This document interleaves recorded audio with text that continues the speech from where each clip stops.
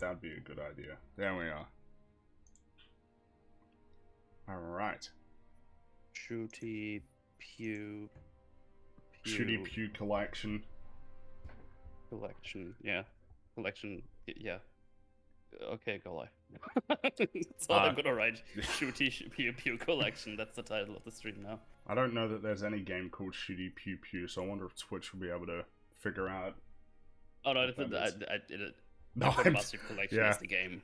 Um, But the title is Shooty Pew Pew Collection. Funny if there was this Alright, I'm really live. obscure game that was called Shooty Pew Pew, just on. I feel like someone should make this. Or made this. Like a Flash game. Shooty Pew Pew or I something. mean, it might. Man, now I'm just thinking about Flash games. That's that's the big nostalgia right there. I remember there was this. figures. Yeah, a lot of stick figure ones, like in Sniper ones, where I remember there was like Sniper Assassin or something. It was this little Flash game with stick figures, and it had like a story. It had an overarching plot. And really? I'm pretty sure it wasn't even like the worst thing ever. Like it was okay. It probably actually was better than better than what we're getting right now. It was that was fun. And then I think there was this website that was called Congregate. And that website probably still is around, but it's not the same anymore. I remember that website. Yeah, it was really I'm cool. pretty sure I still have an account there somewhere. Well, it was the really cool thing with it was that there was like a chat function, so like if people were playing the same game, they could talk to each other while they were playing that game. That was really cool. This player has failed. Please try again. That's a good start. Oh, why would you start streaming when you're supposed to go to sleep? It's the weekend. Yeah, I'm your mother. Fuck you, mom. Oh Well, man. the awkward part right now is I can't see you on my. You know how like there's usually the list that shows up that says, "Oh, your friends online." I don't see you on that. Because I can see you. It was a massive Well, send me an invite, maybe. I'll join you. Oh damn! Is this yeah. proof that Fringy unfriended Mel on Halo? Damn. Well, no, I've got on him on Xbox Live. on Xbox. I thought, yeah. Hang on, wait. Invite. There we are. Okay, press plus G. There we are. You're Okay. late. No, you. All right. Mortal Let's see. Hollowisms. Hello. Thoughts on Coom. Also, Fringy. Thoughts on geopolitical implications of Bushmore. All right. There we go. I saw in chat somebody said Biden just denounced both socialism and communism. Yeah, I heard. That was really funny. You want to play like big team battle? 8v8. That'll be. Oh yeah, no worries. Just gonna get your chat up, I guess. For any thoughts on Cuba's socio-political situation? So I see everybody talking about it, but I honestly have no idea what's happening. I don't know. I got no clue what's happening over there, but it sounds like it's significant as an event, anyway. Alright. So what is this? Social games, I guess? Yeah. Oh, yeah, there you are. Sweet. Just. Where? It'll be the 8v8 tab. Yeah, I have 8v8 team, then I have. Yeah, that'll be the one. 8v8 Anniversary. team. And Halo 3. That's the one I have included right now. Maybe. Do you have Halo 2 normal? Because if you throw that on, I'm cool with that. Sure. I can click that in there too. And then, yeah, let's go. Games include I have Precision Slayer and Auto Slayer on Okay, yeah, that's cool. right now. Good. I think it's probably from last time we played. Still, I don't Might know have been, yeah. when else. Right. Custom 8v8.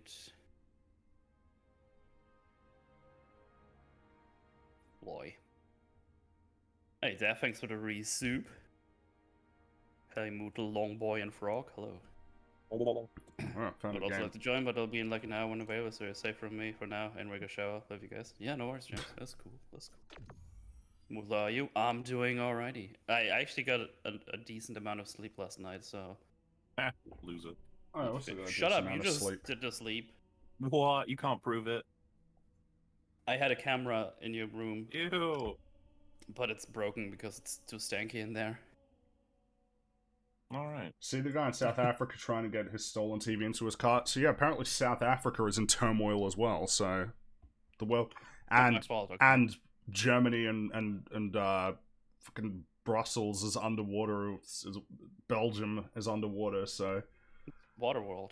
yeah, we're I doing don't we're like all doing these extreme weather events. well. Yeah, no, I think that's the awkward part now. Is like people are like, oh, what 1 degree hotter? Whatever. And now it's like the world is on fire and also flooding at the same time. Oh, huh.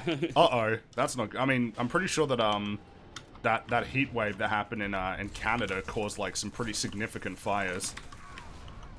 Well, you know what you can't flood? Rapture. That's maybe- true. Oh, Well, I guess you can flood Rapture, actually. it actually You is shouldn't. flooded at all times. Yeah. Oh, thoughts on the Steam Deck? So, it's kind of neat. We'll have to see how it goes as like a product itself, though. Yeah, know- looks pretty neat. It People looks are going neat. wild about it. Like the pre-sales are like It's sold out. hard to get. Yeah, all it's okay. it's already sold out. The next availability is next year. I think it was very good timing on Valve's part because everybody was expecting a Switch Pro very soon, and a Switch Pro does not exist. I forgot I'm not allowed to change my fucking volume because allegedly there's a button not bound. Oh, yeah. You're gonna have to probably be in Halo 4. You need to check to see if I wanted to put it down a little bit, and it's like yeah. piece of shit game. The trackpad seems like a no-brainer to have. Oh, well, I'm not familiar with, like, what is actually on it. All I know is that it's basically just the Switch Pro that doesn't exist. Yeah, I think that's what I did it actually, like right after. I think so. It seems very conveniently timed. Honestly, I'd rather buy that thing instead of a Switch Pro. I mean, if a Switch Pro was available, I probably would buy a Switch Pro. But I guess the problem is that, like, when I think about the Steam Deck, I guess I sit there and I think, Ow. Yoga. do I actually want, like, a portable PC to play games on? I don't. It feels neat, Thing you is, know? I have a gaming laptop, so I have no need for this thing anyways Right. now. Why? Yeah. See, I have a laptop that's pretty good, but not as far as gaming is concerned. So, but again, I don't know. I bought that back when I was in Munich, when I Mm-hmm. drove back and forth sometimes. Nintendo doesn't chase So- graphics. It was never going to happen. There is a need at this point for the Switch to update its hardware. It's especially if they want to maintain third-party support going forward, which they probably do. Like, the Switch was struggling to play games that were, you know, previous generation, but now when we got like PS5 and Xbox Series X, like, the Nintendo Switch is going to have a hard time in terms of third-party support. So, I see a... Oh, and to address the question, no, Biden didn't say that he supports socialism. He denounced it publicly as like a bad Oh. system of government. I'm offended by the comment that I feel with a few changes, Black Widow could have been alright. No, it couldn't have been. Few It needs changes. a few changes. If you mean rewriting the whole movie, then yeah. You change just every couple of seconds, yeah. Yeah, like that movie is broken to the core. Like I'm looking forward to tomorrow. Well, I was gonna say. Oh, in yeah, 24 that's hours, tomorrow, yeah, They it's- will know how That's gonna destroyed be- it is already. Yeah, we are. That's gonna be a chungus, I imagine. Yeah. We're gonna shoot it to death with a machine gun of logic. Well, we're gonna shoot it, unlike Yelena, who didn't shoot that woman, but instead got her knife and went up to her. That's just one of the 1,000 issues. That movie is just... I love that. Back. What the hell? I love that there's an article of, we had a meeting at Marvel to figure out the multiverse rules. It's like, oh, did you now? Oh. Did you not finish it? Yeah, well, there's two things. One, it's like, oh, that's cute, but also it's like, did you not have a meeting before you committed to having a multiverse? Why would you introduce the Like, multiverse so- and then have the meeting after all the stuff that... Remember, the writer said this. It's airtight. Oh yeah, you're right. Well, if you tell your bosses that, and they're like, "Oh, cool. Well, what is the multiverse, by the way?" It's like, we'll have a talk about it once the show's out. It's like, yeah, Yeah, okay. you'll see. Well, not only that, Do after the show's out, but also after we filmed all of the upcoming stuff that is multiverse related. Those films are done. Like, they're being made right now. It's over. I can believe that Kevin Feige doesn't actually give a shit about the stories anymore. It's just have we met? Fuck. I don't know though, because that like a- WandaVision was his idea. Like he liked the idea of the sitcom thing. So like he clearly like- has ideas. Well, yeah, but that's kind of what Oh, I'm getting yeah, at. true. He's an ideas Like- guy. Yeah, he likes the idea of like, oh, the X-Men showing up. That's gonna be really cool. Yeah, but I if don't know. someone Yeah. goes, what if Raimi Spider-Man, Webb Spider-Man, and Holland Spider-Man all hook up for some reason? You'd be like, that sounds amazing. Do it. Yeah, I Someone's think like, well, you're right. What's the Yeah. story? And he's like, no, that's we did it. That's There it. you go." You figure it out. That's what I'm paying you for. And then he watches something like WandaVision. He's like, yeah, good enough. I Gotta- would I would You did it, have absolutely fun. say that he looked at. I'm pretty sure that he's thrilled with how everything's going right now. It's cause I mean, goddamn, like they've been nominated for what, like 40 Emmys. Like that's They're on top of the fucking world. Oh, they we must got a feel. shotgun. Will Biden walk back his statements, or will the Democrats shed the socialists? So you know what, like, if you like unironically look at the Democratic Party and you're like, oh, they're socialists, it's like you gotta rejig your Overton window or whatever it is, like to get back to reality. Like the Democrats are not even a left-wing party; they're like a center party, at least by any like standards in any other Western country in the world. And also, Biden won, and his whole platform was like, I'm not, like, a social... Like, he was like, I'm like the normal dude. That was his whole platform, but he won. So I highly doubt that he'd be I wanting to walk that remember. back. I remember those days. Yeah. You're running against this guy. Oh, do you remember that meme? Hey, Trump, you're running against nobody. Nobody. And then he disappeared. Trump's sitting there looking at it. One. Yeah, one. By a pretty convincing margin. Aw. Feige had his chance. Fuck. An Australian and a Welshman. Ew. Hello. Hey, hello. Feige had his chance and shoots the laser. And then, like, all of the Marvel movies and TV shows fall out of their little, like, tubes.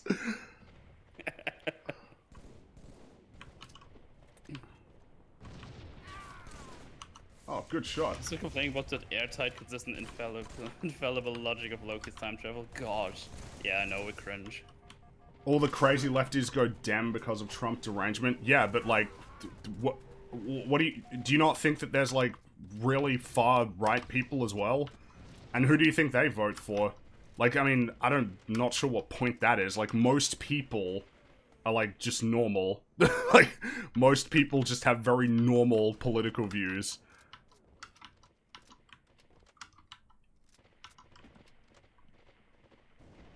Sitch thinks, the colors, what? The commies and socialists hate Biden more than Trump since they can't complain as much. I mean, I guess it might be interesting to think about that from the perspective of, like, content creators, right? Because when Trump was in, there was, like, a lot to talk about, especially if you're on that side. And you know what? I would say that's probably even true of, like, you know, right-wing commentators. Biden's, like, very normal, and it's, like, nobody really talks about, like, his presidency. So there's not much to talk about, and people are probably not making as much money talking about it anymore. But you know what? I like the quiet. It's nice. I like when it's quiet. You quoting Xander, or is that just an accident? Oh, that was inadvertent, but maybe it wasn't. Maybe here's my spirit says. animal. Yeah. So he says at the end of the Zeppo to complete the bluff against the explosion. Yeah, far right like the obviously quiet. exists, but they seem to be a smaller contingent. You know what? I don't know that there's any way that you could possibly know that, but I'm gonna go ahead and say that it's probably not the case, and that it's probably about the same number of people either way. Maybe if you're looking on, like, on Twitter, yeah, but I don't know about in the real world, if that's the case. I'd say it's It seems like it's the fact that it's competitive between like left-wing and right-wing parties every election would make me believe that it's like the political spectrum skews fairly, you know, one way and the other. Ah, damn it, I could have done better than that. The American voting system comes down to at least they're not the other party. That's what most voting systems come down to. It's better than the other option. I'm not sure how many people are, like, very passionate about the... Like, I mean, for instance, I'm not, like, passionate about the Labour Party. I prefer them to the Liberal Party, but, like, I'm not... Like, I'm not really... I guess that's the problem, though. Like, if you're ever dealing with politics on, like... Nobody's ever going to be happy because you're trying to run a world for, like, everybody. Everybody's just going to be a little bit frustrated or very frustrated with how things are going. Nobody's ever totally happy. So just openly stating that they're working with social media to censor dissenting opinions is okay because quiet... Oh, is that what I said? If you can grab the screen cap for that, then sure, if that's what I said. Because that's something I would definitely say. Game over. Yeah, Akum. just a wild coom appears. Bum, bum, bum, da, da, da. Chat needs your mutualism. It's so charged in there. They're not even posting Coom. Save them. I just did, but before I read that, I'm trying. You gotta get your. There's a coom. Oh yeah. You gotta get that coom quota in. You know. The Coom quota. There needs to Why be. why? Did someone like find my Twitter or something? There's like a weird amount of people following me today. It's weird. Interesting. Gross. Coom. We just need to talk about it. So if people want his opinion, they're gonna ask about it. Coom? Yeah, I talk about Coom all the time. It's great. There's a lot to talk about. The consistency of it, the aroma. I do. The aroma. I'd rather not. Right, I wanted to turn down the game volume a little bit there. There we go. It didn't crash. Damn. Yay! Germany's getting pounded with floods and in your area? No, not close to me. I'm fine. Some of those videos, though, man. That's like unreal. 30, 40, 50 kilometers from me. That's where shit's going down. The area I live in is like mostly fine with like bad weather in general. Because we're like surrounded by mountains. Does that make it chill? The weather calms down when you're surrounded by mountains. Yeah, but when everyone has like rain, we're just like, give us some rain too, please. Long story short, American politics sucks. Like really, really sucks. Yeah, but it's part of life. I thought he was doing Dark Souls 2 at 4K. No, that's what chat always memes about with every milestone I hit. Oh, now it's Dark Souls 2, right? It's like, no, it's not. Bring has 52 views, Metal has 51. Get fucked. Damn it! Fringy, I need to know if there are any similarities between Orca, Coom, and Yorgu. I would be surprised if they were similar. Mine's green, and Orca's is probably not that. If you could pick the funniest mistake in Black Widow, what would it be? I mean, the funniest thing is her putting her head on the punching, like breaking her nose, but that wasn't a mistake, so I don't, I don't think that counts. That was a mistake in a certain sense. It never should have happened, but so stupid. Do you see Jay sharing one of the comments that arrived on the Doctor Who video? I haven't seen that video yet. The one that he's just put out. So oh, not that one. It was for the prior video, the big 5-hour one. Oh, I still need to watch it. Oh well, have you seen it, Metal? Which one now? The big one, the Chungus. I watched at least 3 hours of it. I don't remember if I watched the rest of it, but yeah, Wow. I did watch it. You're both not true fans. That's fine. Well, I had So it pulled Jay- up, and then like time passes, and then you just like it's that thing. I'm not a Obviously, fan, that's true. the summary is just breaks down the whole of seasons 11 and 12. I think is what they are. Yes. Yeah, that's nice right. and about logical consistency with everything. And he just shared this quote on Twitter. I just find it funny. This is just from YouTube, and all it says is, "I grew up with Doctor Who. The media and PC Reich have once again destroyed something wonderful for the sake of appeasing the feminazi. Equality is a myth created by the feminazi. Fear of no sex or love from the females, and political short-sighted stupidity has enabled the rise of the feminazi horde to dominate men and twist nature out of balance. Mankind will pay a heavy price for this rewriting of natural law." So this is what we call brain rot. This is what, yeah, it is. This is what happens when you're terminally online and like your entire engagement with the world is through internet debates and politics on the internet. You watched one too many Doctor Who episodes where the woman did something that you didn't like, and you're like, fuck this. Yeah.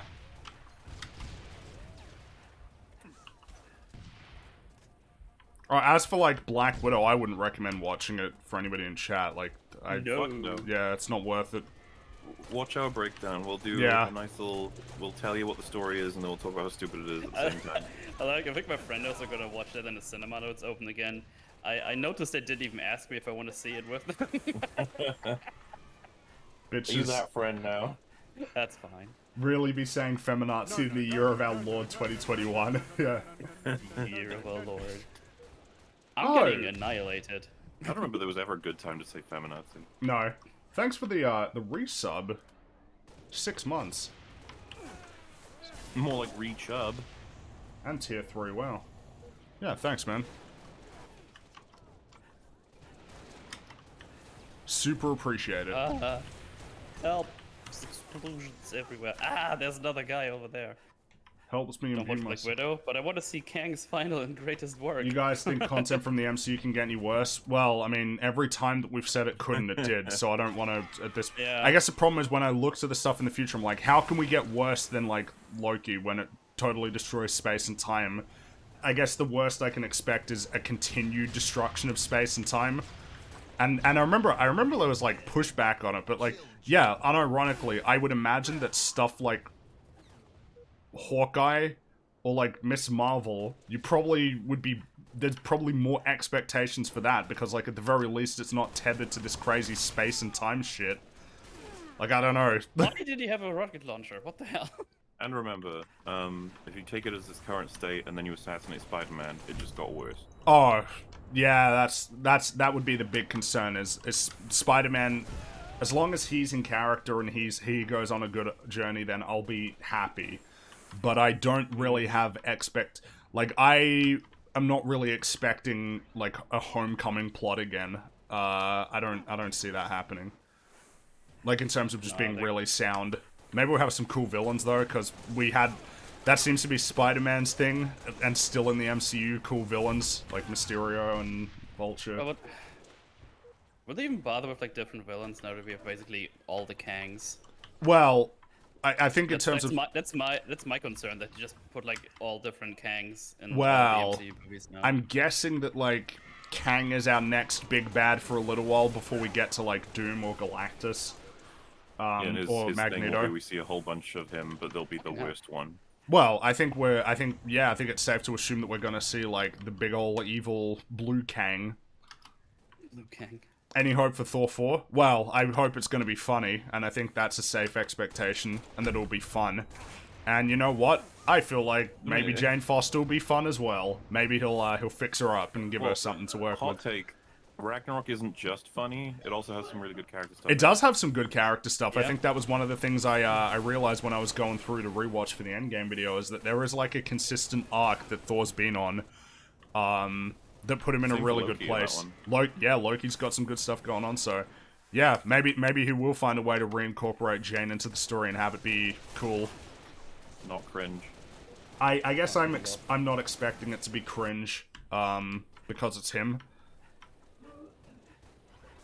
Yeah, I mean, EFAP as a community has a lot more faith in Taika than a lot of other communities. Yeah, in our sphere. but you know, I don't know. Like, They I'm sure. find, but Double it's kill.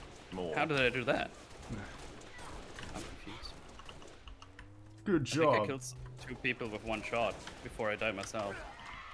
Oh. Killjoy. This guy has such a cool Killjoy. voice. Oh, I saw you guys kill each other. That was you. Yeah. Natalie Portman never learned what a humor is, I'm afraid. What do you mean? Like, Natalie Portman is a good actress. I don't see why she can't do comedy as well.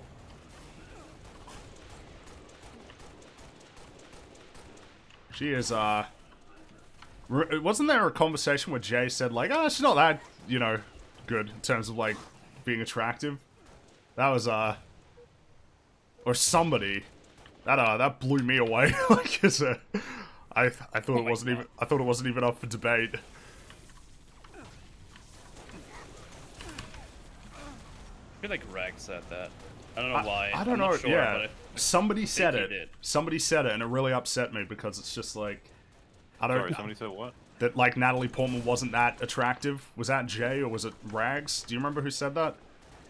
I can't remember, but she's Yeah, one of the... she's one of the most. I'm not gonna say like forever because she'll get older. And Well, stuff, she's but- already 40 though, and like, look at her. Like, Well, she's got one of the quintessential like perfect fucking faces. Yeah. Like, she's- she is. Yeah.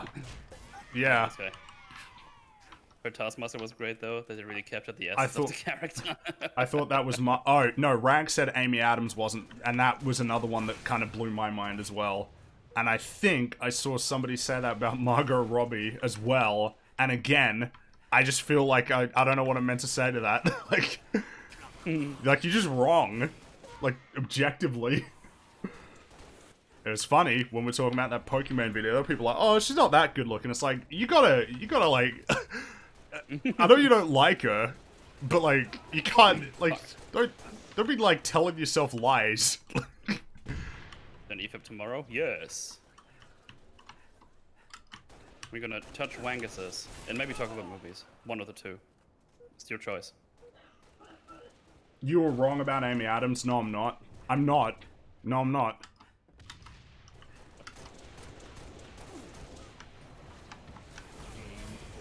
Again, for somebody in her 40s. Game over. We have done a Metal 57, Freaky 55. Get fucked, Freaky. Oh boy. Even though it says 53 for me on OBS, but I don't know which one is right. It doesn't matter. Pokemon without makeup. Oh, yeah, well, maybe, but like I don't. Is that how we're judging? Like without makeup? Does that not really count? I gotta ask who's pretty on Metal or Freaky. Obviously me, because my face is visible. Hey, look, right? I'm not hiding just because I'm. Well, I scared. can't look because I can't see your fucking face. That's true. I would say makeup is a big factor. Yeah, sure, but I mean, are we, what, discounting that for everybody, or? No, we dropped. Traders have left Metal. Damn it. Should we start asking who will be the most inconsistent character in Avengers 5 in place of the episode 9 question? Who knows? I have no idea what's gonna come of all that. Remember when people said Wanda was hot in her outfit to try and defend WandaVision? Oh, I'm pretty sure I said that because I was kind of being like, I was frustrated, but like, the problem is that a lot of, like, when that episode came out, all people were posting was pictures of her, like, in the costume. It's like, yeah, I know, like, Elizabeth Olsen is, like, very, very, very, very beautiful, and she's a great actress, but the writing sucks. but like, it's easy. I don't know. It feels like people want to see the people in the costumes, and that's what makes them happy. And like, that's all you need.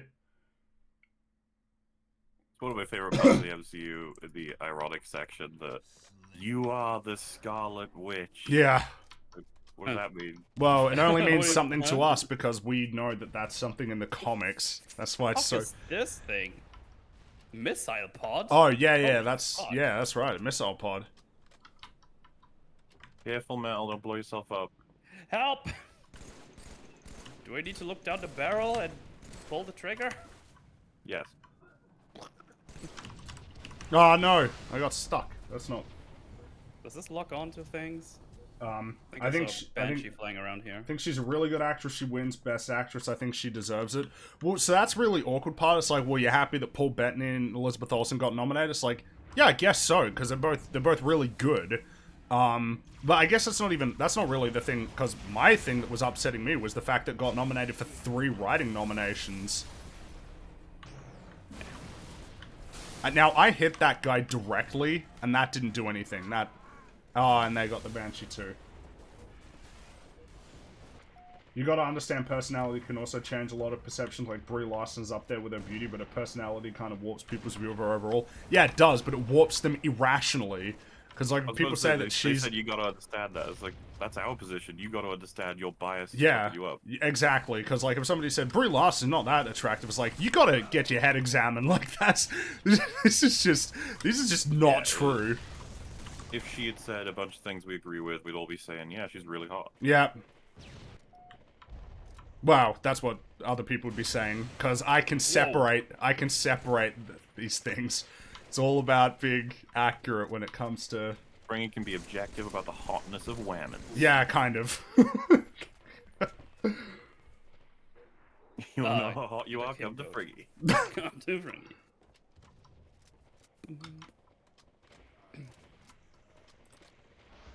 gonna run someone over with this mongoose.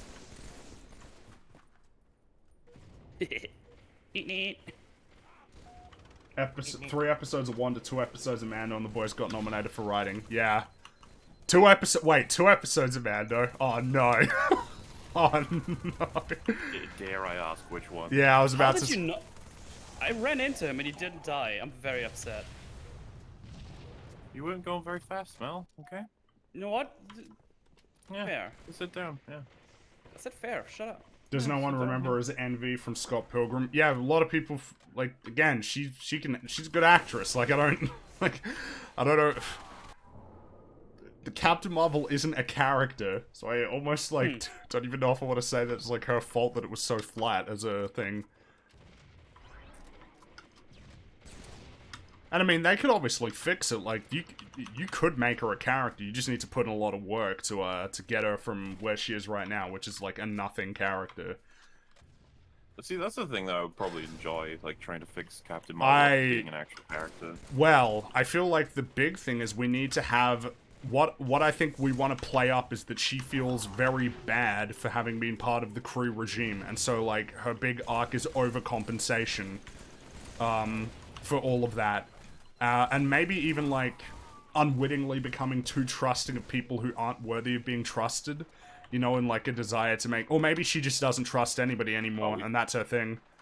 Yeah, let's put her on a whole bunch of these. I would include overcompensation in terms of saving people as yeah, well. Like, yeah, if you definitely. remember, in Endgame, when she's like, I got other places I gotta do work out, we could make it so that she's just constantly saving people's lives. And she never gets a break, and she starts maybe making mistakes as well.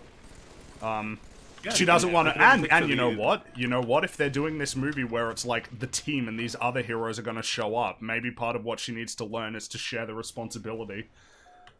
You have, your opening is bombastic of her saving people in many different places, and then she finally gets home, and the second the door closes, the triumphant music just cuts. And maybe she sits breaks down or something, you know? Like, Yeah, she we just could do starts all crying. kinds of things. Yeah.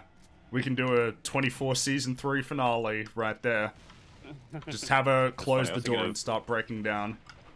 Thinking of Angel Season 5. Well, yeah. Lorne has that kind of That's thing that's happen. another one. Well, it's just there's a really cool scene at the end of season 3 of 24 where like everything's just happened. He's fixed it. Jack sits in his car, and then he just starts crying, and it's just like, yeah, this is really great as far as like a really powerful scene. And if we did all that for her, can you imagine how much High Top would love our work? Well, I mean, yeah, except it would actually be supported by like stuff that's in character. You just see him as he's so fucking easy to manipulate. You can't have women showing weakness. I don't care. Like, I don't. Like, I don't care. We're writing a story. We're not. Let's I try feel like I together. might be able to convince Kevin Feige of it. I feel like I might be able to.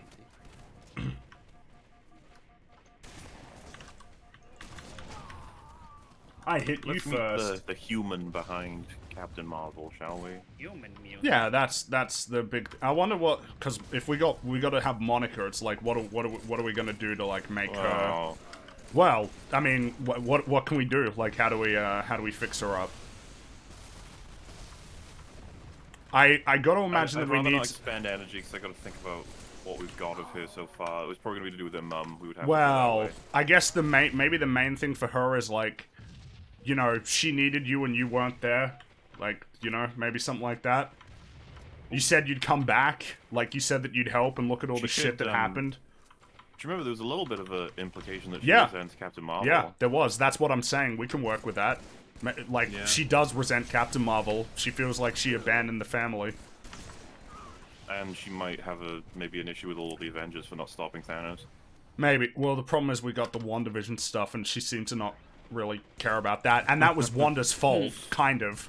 Because she was so unwilling to, like... Well, maybe we can recontextualize it that she was essentially just trying to kill herself in that season, and she was unsuccessful when she went through the barrier. Maybe. That would be tough just- to say that that's what It's she was gonna doing. be tough. It could be like a Ragnarok thing where we're kind of just like, yeah, we're gonna go with this. And, hopefully people accept it because she was nothing in the other thing. And again, if we have to deal with, like, because Miss Marvel's gonna be in it too, and all I know about her is that she just really likes Captain Marvel, I feel like the easy arc for her is she thinks that being a hero is gonna be fun, and then, like, she gets involved and it's not fun at all, it's, like, actually really scary. Lots of bad things happen, people die. Maybe that's her arc. You can't save everybody, but you still gotta try your best or something. Well, I know what her powers are, but I mean, like, as a character, I don't really know much about her other than that she's, like, writes superhero fan fiction. Like, and that's all I know, basically. Fuck. Imagine if Monica's powers cause her not to feel pain, and she needs to learn how to accept her new abilities. Well, yeah, I mean, if she feels like she's not even part of the world anymore, like, she's basically intangible, that'd be interesting. It's a fucking thing, man. She's a jelly person now. It's like, Well, her big thing is, like, I think from the gist of her powers is that it's like energy based, so she can, like, change her state almost. most powers are energy based. Most of them are energy based, yeah. I remember I heard that a rumor that because, like, Miss Marvel is basically like Mr. Fantastic, and I heard that the rumor is she's gonna be Green Lantern. And it's like, what is going on? Like, why can't you just have people who have unique abilities? Why has everybody got to fucking shoot lasers and fly?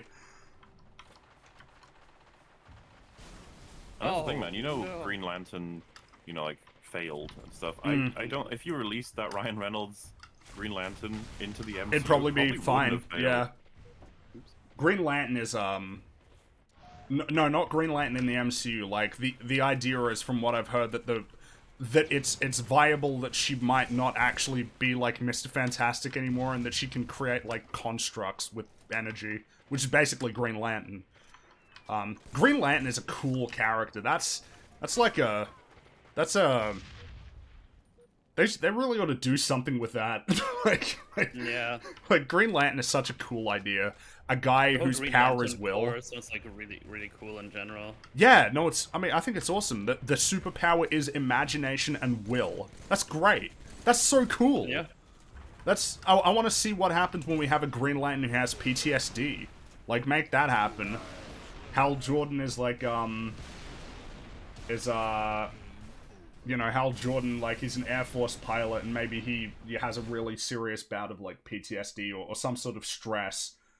And then see how that factors into his abilities. And, like, which MCU property do you think has the most potential? Blade, Fantastic Four, X-Men, or Ghost Rider? Well, I always feel like it's X-Men, but because X-Men it's just feels like way it would be, bigger. right? Yeah, like, Blade is one guy, X-Men is like dozens of characters.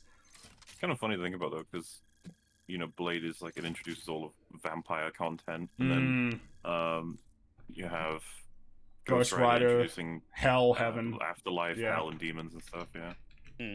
Um, See, I feel like we've missed out on so much. I just like the idea of Tony meeting Doctor Strange because it was like, legitimate magic. Just like, how does he react to that? great. He's never gonna be able to react to the fact that demons exist or yeah.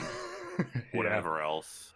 And I I guess, say it as Zack if it would have been good, but at this point, I don't even know. well, it's lame because you feel like you can do a lot there. Like, imagine what would have happened if Cap met, like, Ghost Rider. That'd be crazy. But I feel like they almost wouldn't lean into it as much because it's just like, oh, this world is crazy at this point. It's like, there are normal people in this universe.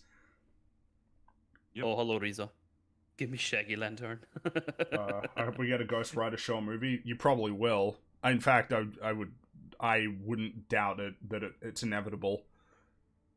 I would say the same goes for everybody. Like, it's probably only a matter of time until they do reincorporate the Netflix. Even if they recast them, like, you'll get Luke Cage and stuff. That'll happen for sure.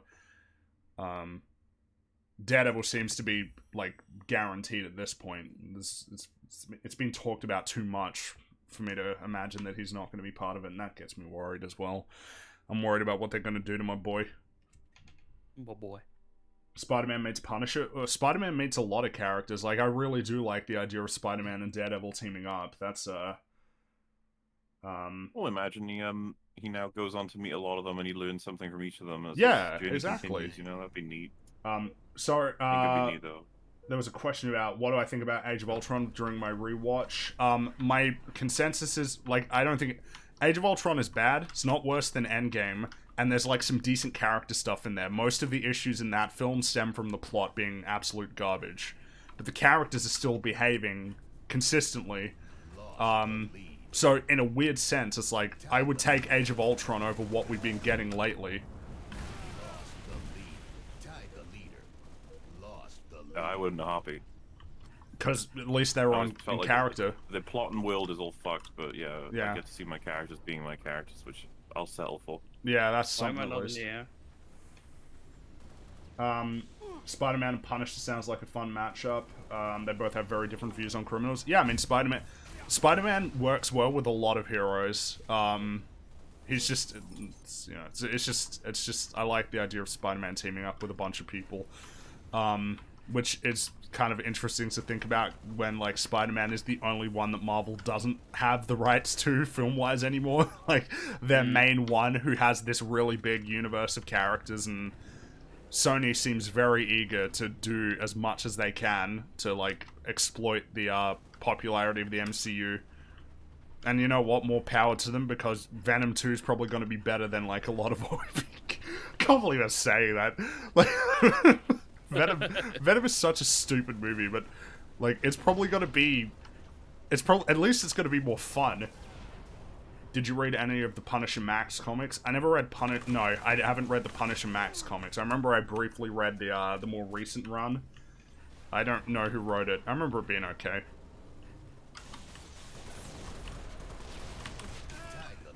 Yeah, I thought you could armor lock me.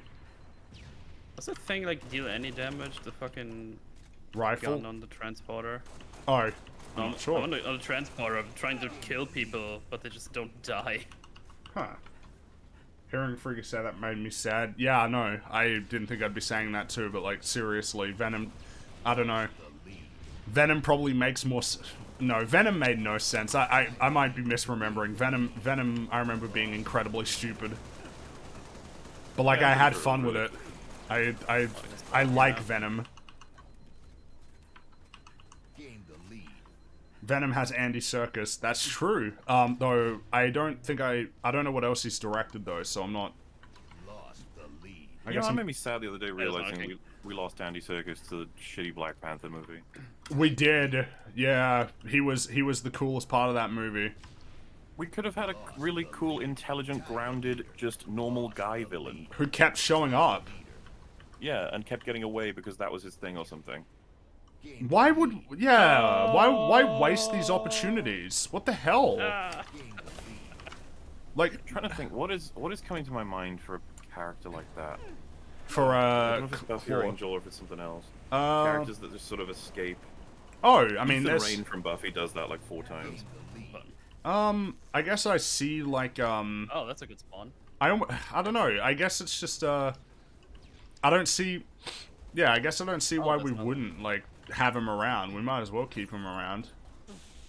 Have him show up.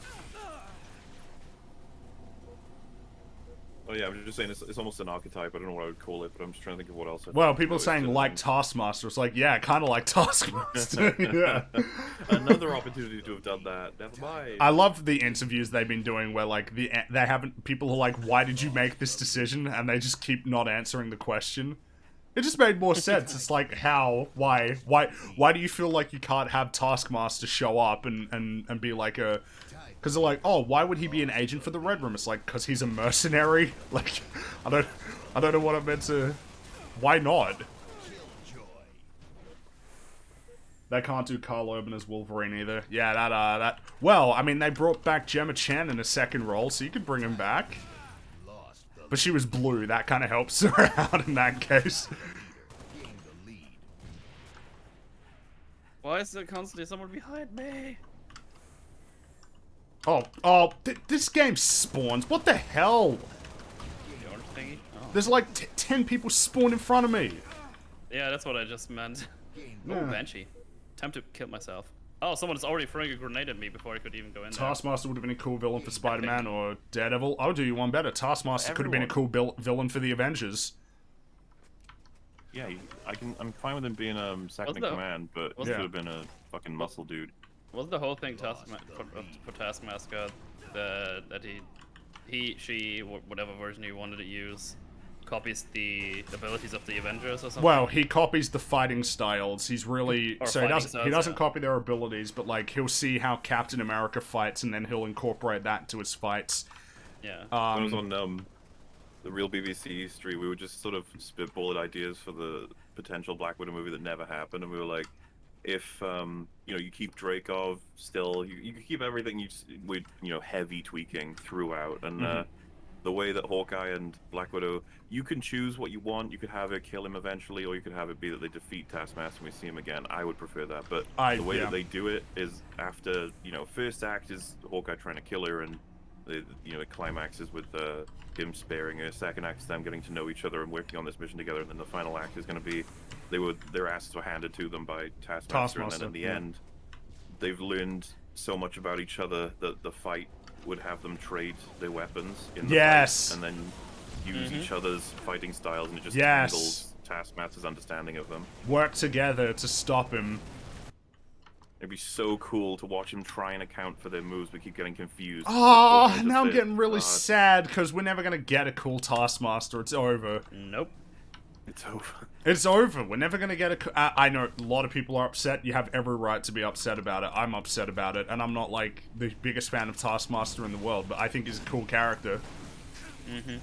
Damn it, I took down that guy's Banshee. Oh!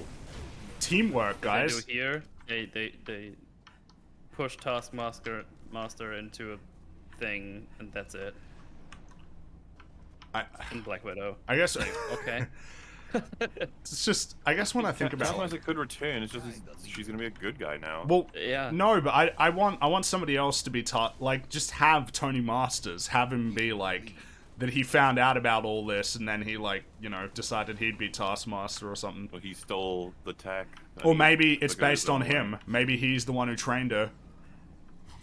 Oh, that could work. Yeah, he's like a veteran who trained her. Yeah, because he could just be, like, a guy who comes through and he's a mercenary.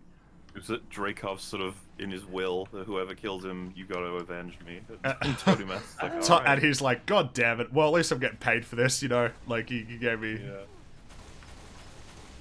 can watch martial arts movies and fast forward and copy that speed. Wow.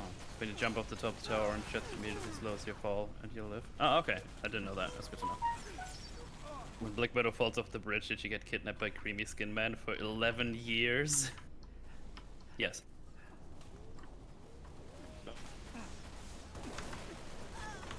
Damn it. Oh, give me that I don't want to sniper. say too much about Black Widow because we're doing That's true. Damn it. I'm calling it now. For any Shang-Chi fight scenes will not be cool. I guess that's my concern, but the thing is, it's like, this is a martial arts movie, so of all of... Well, yeah, but Black Widow was meant to be like an espionage movie, and it's no espionage at all. Now, here's something that I just am now remembering that is amusing to me. I remember that Kevin Feige in that Investor Day thing described Loki as a crime thriller. Does Loki seem like a crime thriller to you guys? Well, it could have been. Like, it could have been, and it would have been cool if they actually did that. Very basic outline is there. Because, yeah, like have a detective for time. Loki be exactly. I think you said it as well, because you expected we're gonna have like some adventures with Mobius and so did I. But like, what things in but they only had one adventure. They only had one adventure. We could have just had it be like a show where Loki and then, we think that Loki is becoming friends with Mobius, but he's just trying to gain his trust so that he can then become like, he could become Scarface or something and become a crime boss. He's like, fuck it, let's just mess around. Let's see what I can get away with. I still think it would be more fun for it to have revealed that Doctor Strange was torturing in the entire season, and it was all a trick. And like Mobius's Doctor Strange's attempts Why to do have they all someone have in there explosives? Yeah. that he would trust, and he'd be like, "I need to understand. Like, how did you crack the multiverse or some shit?" And Loki would be like, "What the fuck are you talking about?" He'd be like, "You honestly don't know. It had nothing to do with you." Do you find it weird Abomination looks different than the last time we saw him? Yeah, it's a little bit weird. I don't know why he looks different. But as for the following question, is Marvel doing anything with Hulk? Yeah, he's now going to be a secondary character, so like She-Hulk. I'm pretty sure that's just what's happening now. Because he's going to be in that show, but like she's being introduced, and she's going to show up in other stuff. Where they show us how he mastered the Hulk form. That would be interesting. That could be cool, but I don't, and also I don't think I strictly have a problem with him being a secondary character to like a new Hulk. I guess the problem is that it feels like we haven't done anything with Hulk, and we should. I'm pretty sure I talked about this off stream the other day, but it's like, yeah, Edward Norton would have fought harder to make Hulk a character. I just think he would have, and he would have been a real character. He wouldn't have just been the secondary, because that's the problem. Is like we talk about, you know, there's our trio, right? Like Iron Man, Cap, and Thor. There's no reason why Hulk couldn't have been the fourth one. He should have probably been the fourth one because he was the second one that got introduced. But he never reached that position because he was always a secondary character to other people. Yeah. And it seems like they would have done like a World War Hulk thingy. Yeah. Cool. Yeah, and I guess the problem is it's like I guess we just gotta hope that happens vicariously through like this She-Hulk show. That they just kind of grazed over it. Like there were like some references to it. The whole tower when it was basically a side thing in Ragnarok. Yeah, well, I think as somebody's mentioned, Universal. I'm pretty sure still have the rights to films, but there's no reason why we couldn't have done, like, Ragnarok, a thing where we have Hulk be a part of it, and go on, like, why, you know, because he didn't do anything in Phase 2. Why did you turn around? Aw, man. Yeah, he was a cameo in... He was a cameo in Iron Man 3. He slept while Tony was telling him about his PTSD. As you guys have mentioned, presumably you could do a Hulk TV show if they hold the film distribution rights. And of course, you would assume that the distribution rights to the film would apply to She-Hulk too, but I guess not. But the problem is that it's probably too late. I would imagine that the thing now would be that Jennifer Walters will, like, take over that role, and that she'll be, like, the main Hulk going forward. Which is fine, that could be cool. We'd have to see, I guess. I guess the problem is that it's like... The problem is that I'm not... It's not like I'm not strictly disinterested in any of these ideas. Like, any of these ideas could work. I just don't have much confidence in Marvel at this point. Yeah. But I want to believe, that there could be a cool, like, She-Hulk show where she does cases and, like, you know, it's legal stuff, and she has to deal with cases while also being a giant green lady. Some explosion. That could be cool. Like, you could do something with that. Have her, What's that? I needed a Game of Thrones reference, and I was just grabbing it, and I'm just reminded of, like, the production values are through the fucking roof. And Game of Thrones, yeah. And it was terrible. We could have gotten the leader, Planet Hulk, World War Hulk, Red Hulk, Abomination, and even the new comic where, where, yeah, like, there's a lot you could do with Hulk, and I guess now, maybe we're gonna do it, but it will be vicariously through a different character. I'm not sure, you know. I don't know that there's any reason why that has to be the way that it is. But, I could see, like, if you did that She-Hulk show, you could have it be that, I don't know, and maybe this is what they're doing. In fact, the reason why I've thought of this might be because it's what they said they were doing. Like, if she represents superheroes or something. Just backed out real quick, I need to go to the toilet. Yeah, no worries. Like, you could have her be doing superhero-related cases having to do with, like, damages caused by all the heroes or something. That could be interesting. Maybe we get to see the collateral damage side of all of this, you know. She gets to peer into... And then she tries to make things... Or maybe she's even really judgmental at first, like, these heroes, they just cause all this damage and they don't care what they leave behind. And then when she becomes, like, fucking Hulk, and she starts causing all this collateral damage as well. That could be something. Nothing even happened with General Ross. Well, maybe they will do something. I don't...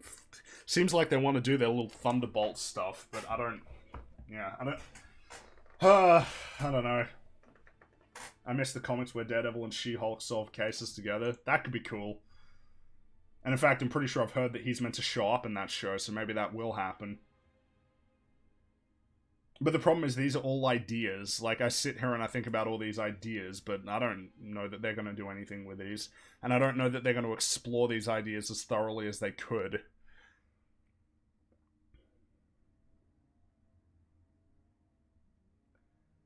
Because some of these ideas are rich. They're really rich with potential.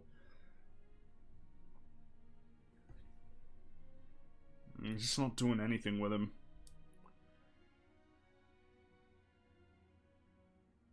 We'll be there to complain. Yeah, but I mean, it'd be nice if there was something good that came out. That'd be cool. Abomination's gonna be in She-Hulk. Yeah, I know about that. I remember it's surprising. It's like, wow, Tim Roth. They're bringing back Tim Roth. He hasn't been part of this for like 11 years. It must be weird to get the phone call 11 years later. Hey, you want to come back? The fight in that movie with Abomination was really cool in the first movie. I don't hate that movie. It's and you know, probably stands up okay compared to what we're getting at the moment. Should I change any of the things? No, I'm happy to keep doing BTB. Okay. Friends from TLJ, that's not milk. Feels weird. Milk. We've seen 4 pieces of MCU media recently with potential. There's no reason to believe the MCU will make anything above 4 now. Yeah, well, I guess what I'm saying is, like, I don't know if I've lost hope yet, but I'm pretty fucking close. But the problem is that it's just going to keep continuing, and it's like, I would like to keep engaging with it. You know, I like the idea of the MCU a lot, and I feel like we're really squandering this thing. It's funny though, you see, like with DC, they're now hardcore leaning into, no, see, DC don't do like big long stories, we do little individual things. That's what we do. It's fucking hilarious that that's like the story now. There's no reason why DC couldn't have a big overarching story. That's a fucking stupid, like, yeah. I really hope Suicide Squad is good. I'm pretty confident that that one's going to be good at this point. Everything I've seen just instills me with a lot of confidence. Yes. And I guess that's the really awkward part. It's like, so what about, like, Flashpoint? It's like, man, you know, it'll be cool to see, like, Michael Keaton Batman. That sounds cool to me. Key jangle. That is a key jangle, for sure. Jangly jams. Because, I mean, as for the idea itself, it's fucking multiverse shit, and it's like, Jesus Christ! Could we not just stop doing this? We're all losing our minds. Multiverse. We have free will now, isn't that cool? Yeah, that's. I mean, it seems like the big thing with DC is they just want to create like a new timeline where the Snyder stuff doesn't exist. That is fucking hilarious to me. And and you know what? I might even like that movie just for that alone. That it's deleting all this shit from existence. Restore the Snyderverse. Do it. I do find it amusing though. It's like, well, we're gonna get rid of like Batfleck and Cavill Superman, like the ones that I kind of like. At least as I like the potential of those, but we're gonna keep fucking Aquaman and Wonder Woman. It's like, oh my god. Like, Mara. and Ezra Miller Flash though, yeah, I know, but I mean that, you know, I don't know that it's anything wrong with like the actor himself. I mean, we've only seen him in one movie, and it was just and it was shit, like in terms of what was there, but yeah, I don't fucking know. I'm down to see the Snyderverse get melted. Yeah, but I want like a full. Well, the problem is I want a full reset. Like I just very, very satisfied if there was like a fucking after credit scene in Loki where they go through the little teleporter. You can see the Justice League have a little discussion. They put a grenade on the floor and leave, and they're like, "What the fuck is the?" And then we see them get teleported to Alioth. It's like, what the fuck? And then he starts munching on him.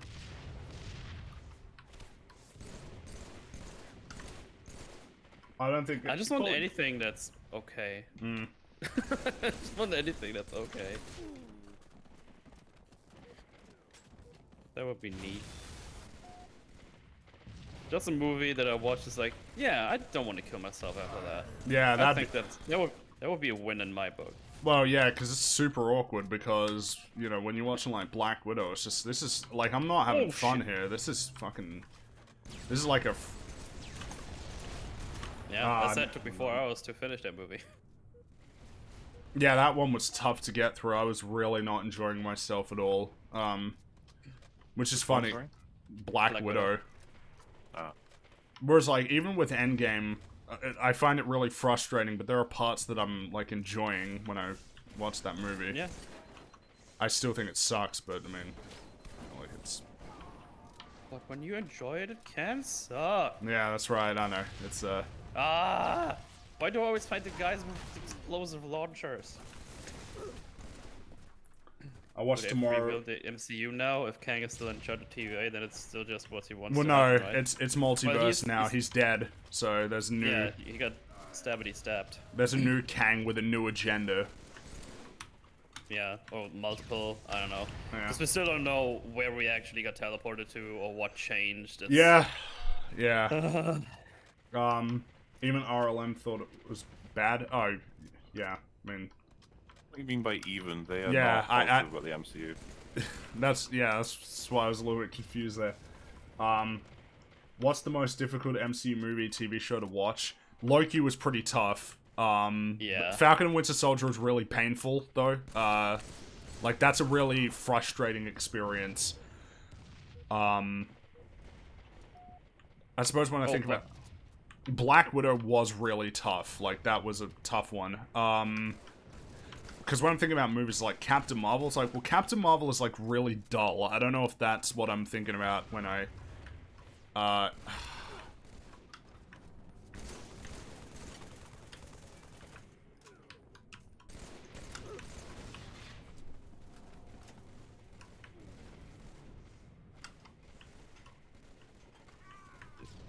Yeah, Falcon and Winter Soldier was, like, a really frustrating experience to watch, so that might be the pick.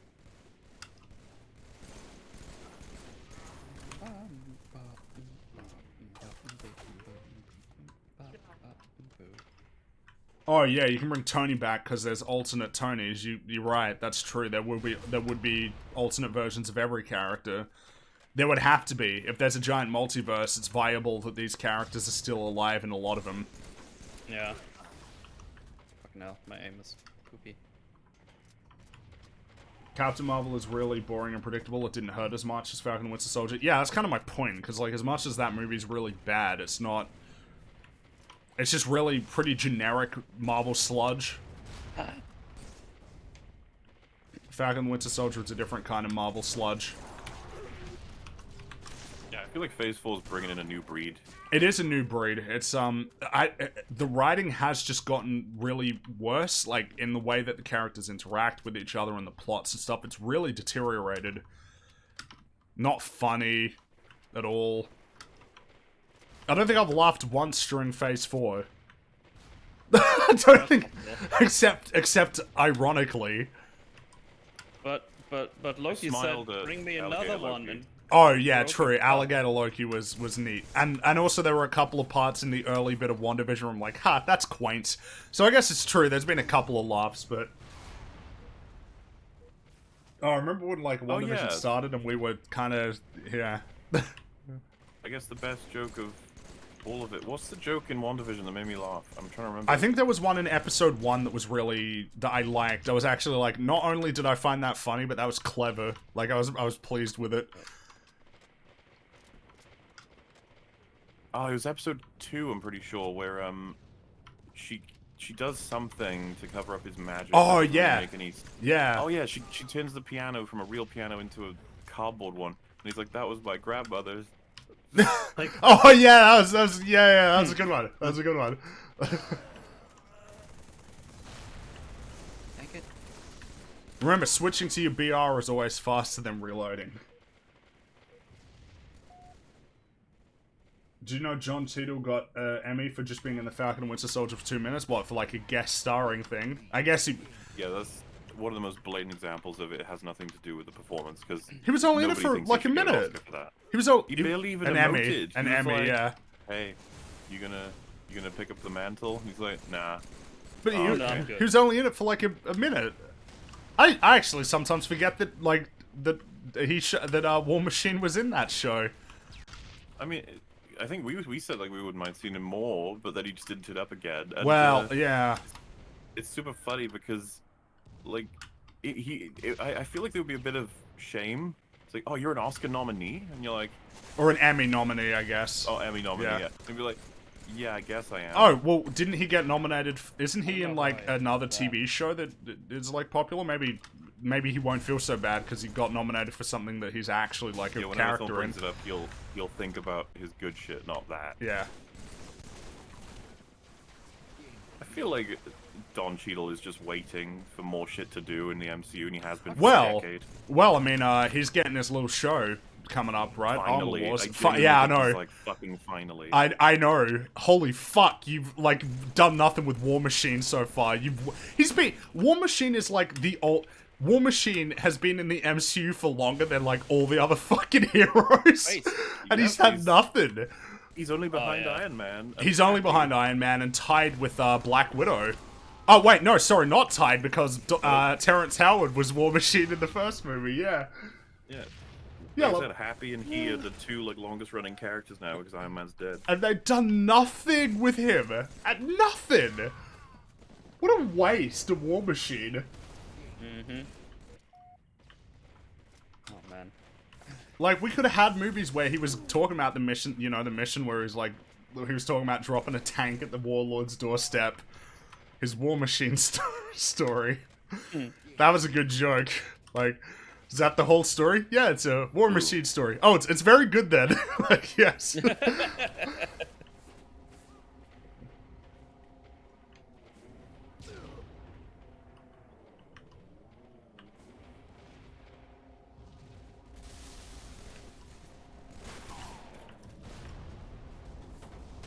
Death awaits. Oh, I hit you!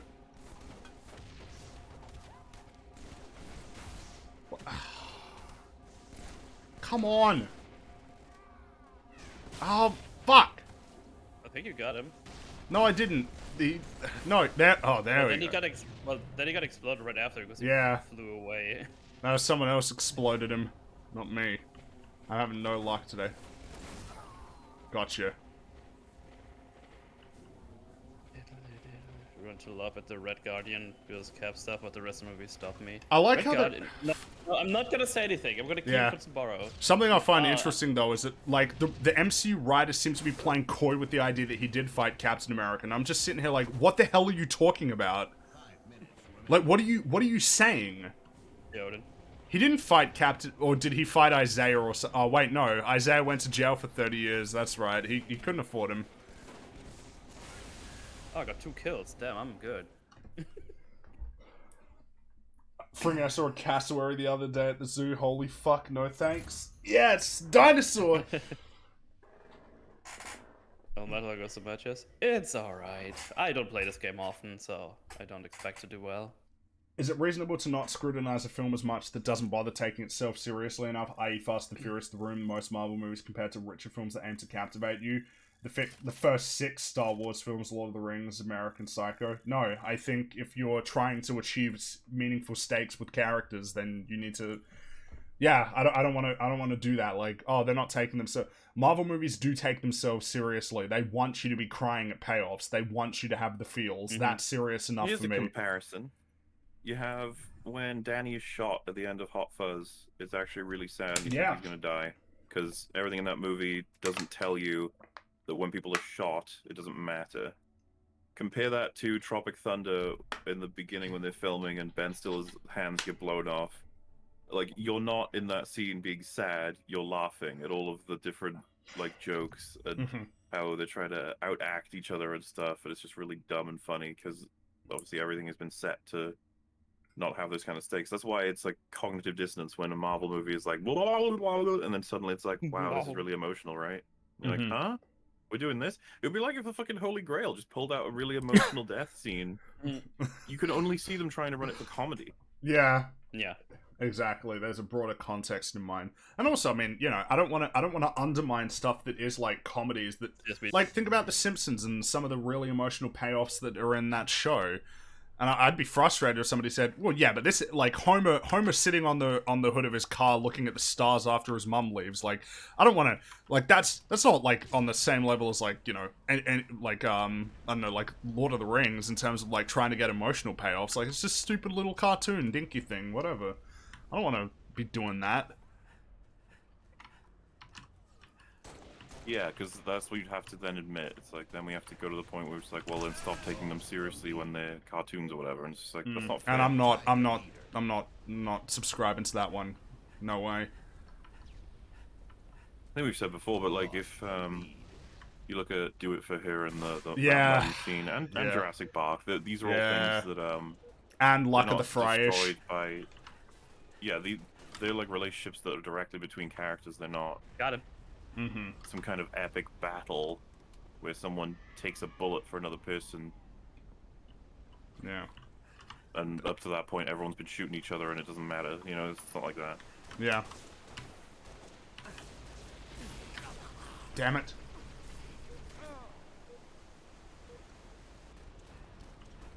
I'm in this thing all alone. I'm very scared. Oh, What is no. this weapon? Oh, sure. The second I pick up a cool weapon, someone kills me. Fuck you. Oh, game. well, I got a Spartan laser, and then I got killed before I could... Oh, fuck. Literally, Jay asked me how long I'm gonna be streaming. He'll see if let's join or something. I don't know. Huh? Oh, it's Ask Jay. Yeah, if you Yeah. want to add him in. If he's around. Who? Ask me if Jumblo. Ask me if Jumblo. I'm going to ignore you from now on if you don't start giving me answers. Jay! I said Jay 2 times before that. Yeah, he Come did. through clearly. Fucking Jumblo. It could be anybody. I know, that's why I said it. Who do you guys have more faith in, Taika or James Gunn? I don't know. They're both really impressive to me as directors, anyway. I think Jojo Rabbit helps out a lot in terms of like just confidence in Taika Waititi. So which one will make me feel more is up for debate. I think James Gunn's going to be better at making things cause an effect than Probably. Taika is. And that's partly to do with the fact that I don't think Taika cares as much on that. But I do think that like Thor Ragnarok is fucking hilarious. Like, This is the thing, man. I would happily have that experience again. I'm not going to forget my time in the theater, literally dying from laughter from watching. yeah, Thor Ragnarok was a really fun time. I was so upset by how few people though in my theater were laughing at Grandmaster, who's fucking hilarious, and like there were so many really good jokes, and I was the only one laughing, and it upset me. Yeah. I was with like 5 other guys, and we were just losing our shit. Yeah. It's my birthday. There's so many fucking jokes in that that are also down to the delivery. If you remember Yeah. when the guy's melted next to Thor, Yeah. Thor's reaction is, "Oh my god!" And then, like, Grandmaster's like, "Oh, I'm stepping in it. I'm stepping in it." Oh, and his delivery, "You are officially pardoned from life." Just taps him. Oh god, there's so many good jokes. Because that, in the opening scene where he's spinning around. Hang on. I swear, I'm not doing this on purpose, it's just happening. Because that's what heroes do. And there's silence. Oh, fucking, and one of the best line deliveries of any joke ever, where fucking Thor shows back up in Asgard. Like, "Father, oh shit, my son has returned." That's like one of the delivery is perfect. Yeah, no, to me, it's just more evidence that Anthony Hopkins is fucking incredible. Oh yeah, that is Literally playing his son, playing himself. I always forget that that's him. And of course, you know, like later on when he's doing his speech with Thor and Loki, that's a neat scene. He's doing a good job.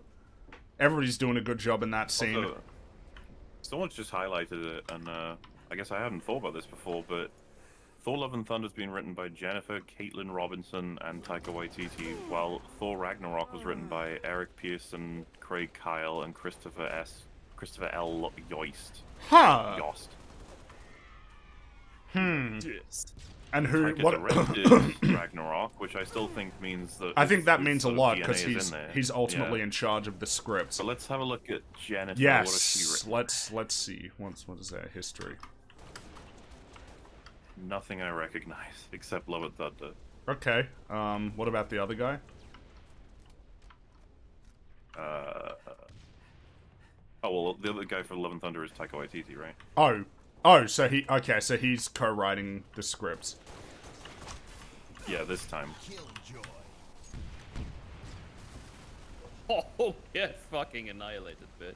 Chris Hemsworth is an underrated actor. Let me tell you, like, he is an incredibly talented comedic actor. Oh yeah. He is Well, very I think funny. Extraction shows that he's got. Oh, good and potential for he's drama as well. oh, and of course, Infinity War. It's like one of my favorite Yeah. scenes in the whole MCU. His little talk with Rocket. Yeah. Oh man, dude, the same person who helped write Ragnarok wrote Black Widow. Holy fuck. How? I Don't know about that one. well, I guess I gotta wonder. Well, I guess I wonder, like, what does it mean to write, like, for Marvel movies? Like, what is your involvement almost in the like, how much do you get to decide what the story is, and how much of that is decided for you, and what you're writing is effectively just the scenes? I don't know. I'm not sure what their process is. Christopher L. Yost helped write Mandalorian. Ah, Oh my god, the hammer pulled you off. this is something where we're just gonna have to. Who knows? We'll just have to see. Whereas I guess with Guardians, it's like it's written and directed by James Gunn, just like the other two. So you know, makes me. How do you know if a movie is taking itself seriously or not? What in reference to what? Sorry. Like, I would say that with Ragnarok, it's like, well, it still has meaningful stakes in terms of what's happening and meaningful development for its characters. So those are worth being considered, you know, critically. As for, like, jokes, I'm not really sure. It's comedy's complicated. It's complicated. I'm not sure. Fucker. I'm not sure that I've figured out yet, like, what my rules are for comedy.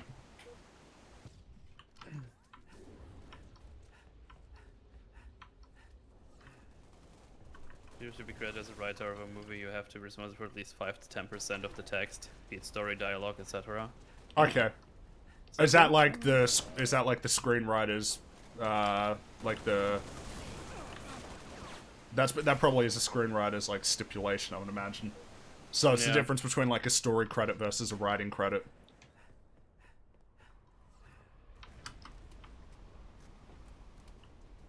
I keep going up this way. How but the it keeps fuck ending. did you survive that? You can suck my dick, dude. Shot him twice with the rifle and punched him, and then I died. That's some bullshit right there. Just run this movie really here? Oh. Or is the stream? The stream is here. Is there a stream? I don't know. There's so many layers.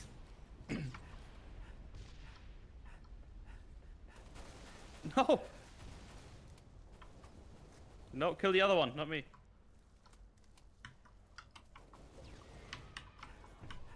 Oh. Big nut.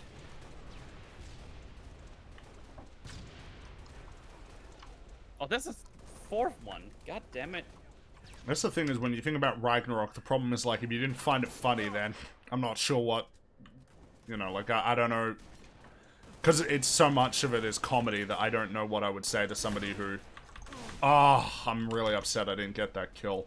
These guys, that motherfucker has been chilling there for like 5 to 10 minutes. There are a couple people who That just have kills you. shotguns, like, fuck's sake. The more I listen to this clip, I mentioned it on Real BBC in terms of Ragnarok getting the characters right. Not only referencing Joss Whedon's work with Thor saying "never one for sentiment, were you?" but Loki's response being easier to let it burn. Yeah. So that's so Loki, and it's not him anymore. No, he's not Loki anymore, he's Foki.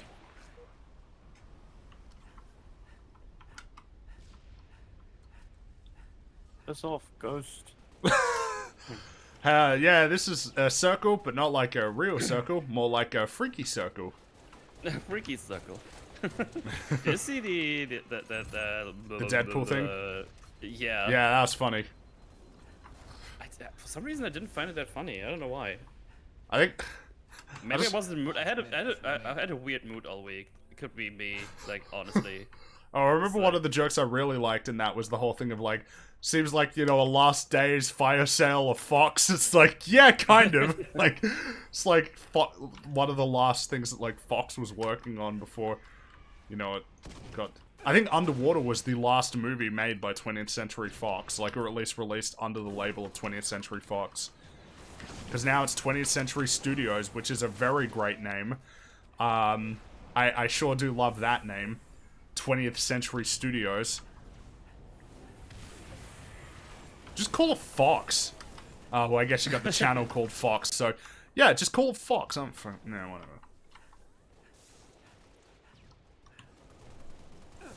Would you say that there's objective parts of certain jokes, such as the delivery and timing being on point, or is it subjective? No, I would absolutely say there's objective parts, like the timing.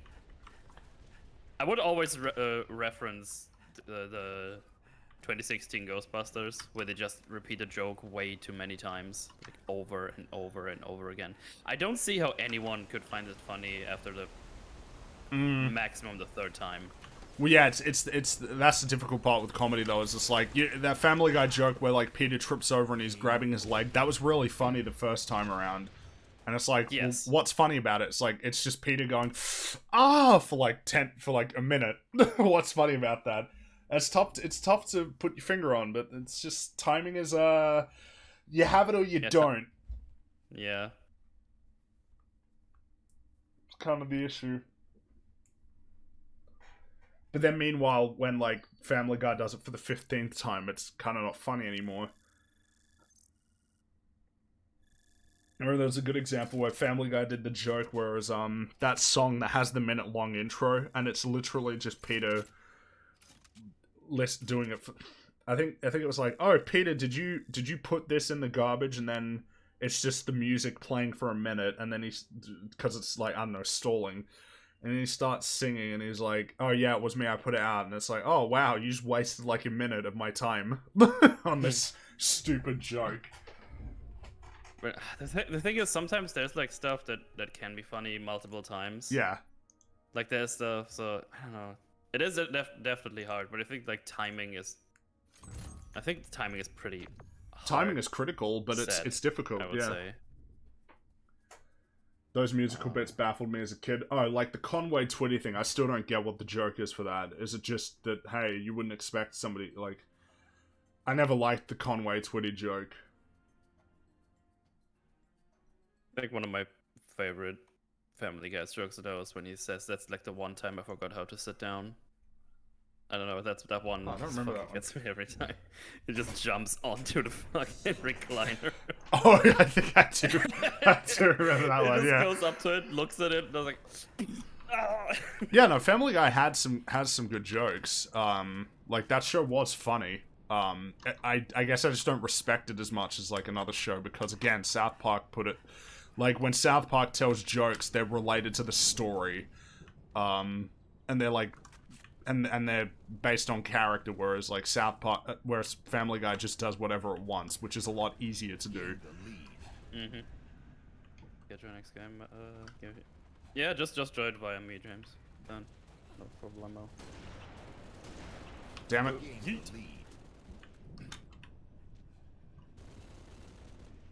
Oh, got them both. Sweet. Fuck! I nearly got him. Reload. Reload, fool. Oh god, just get the fuck out of me. Referential humor is... fool anymore. Is that offensive? It probably will be, given... It's, what is it called again, that phenomenon where it's like... It shifts?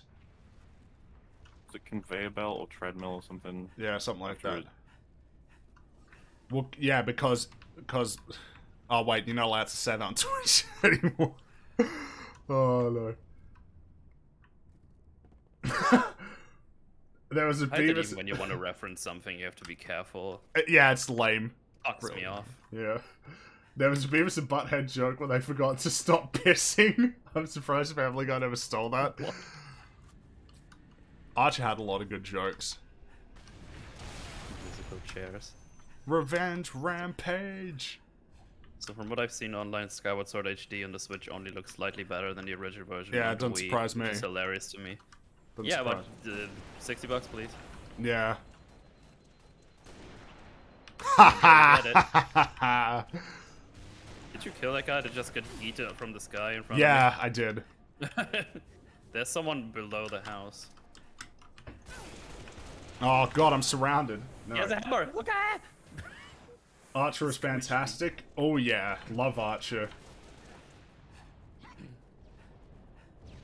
I am not up to date though. I think I only watched the first couple episodes from season 11. Why aren't you pacing your DMR shots? I love in a no. Wow, yeah, because of Bloom. Huh?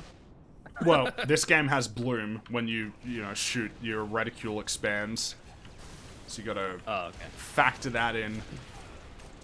I'm just pointing and shooting, really. Yeah, I mean, I usually do as well, but it's not the right way to do it.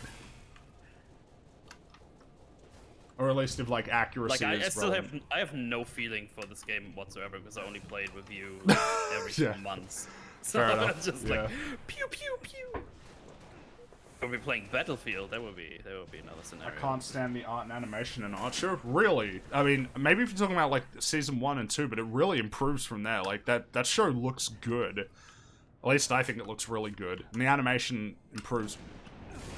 Fuck. How the fuck did you get up there?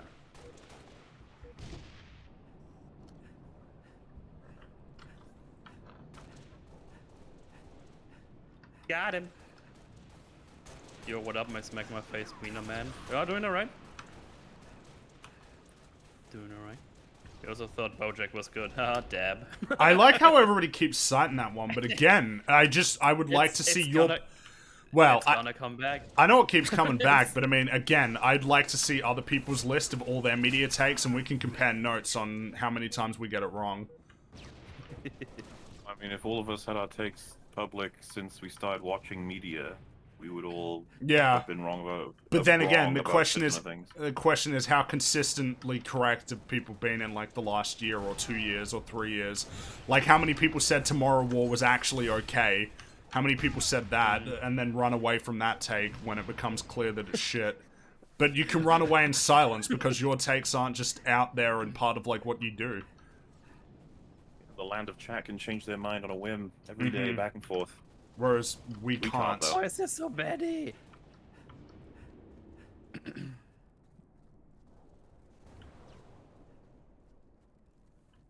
think there's like a bunch of them up in the house you just passed. At least they were.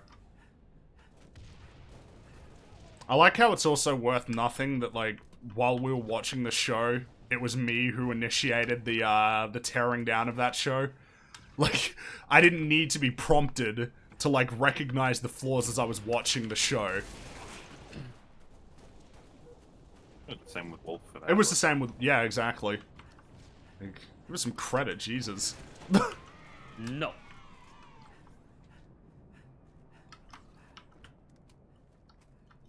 Do do do do do do.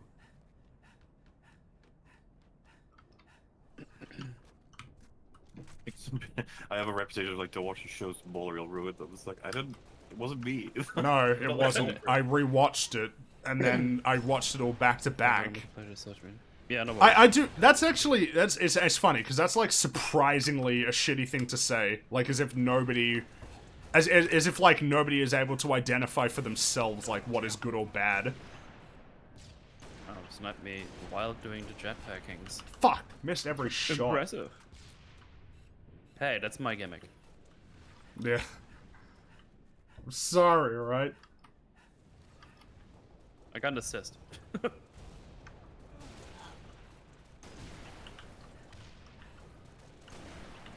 Got him. Oh my god.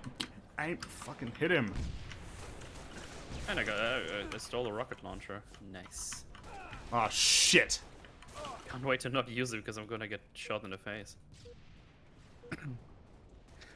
Shut up, Jay. Fresh.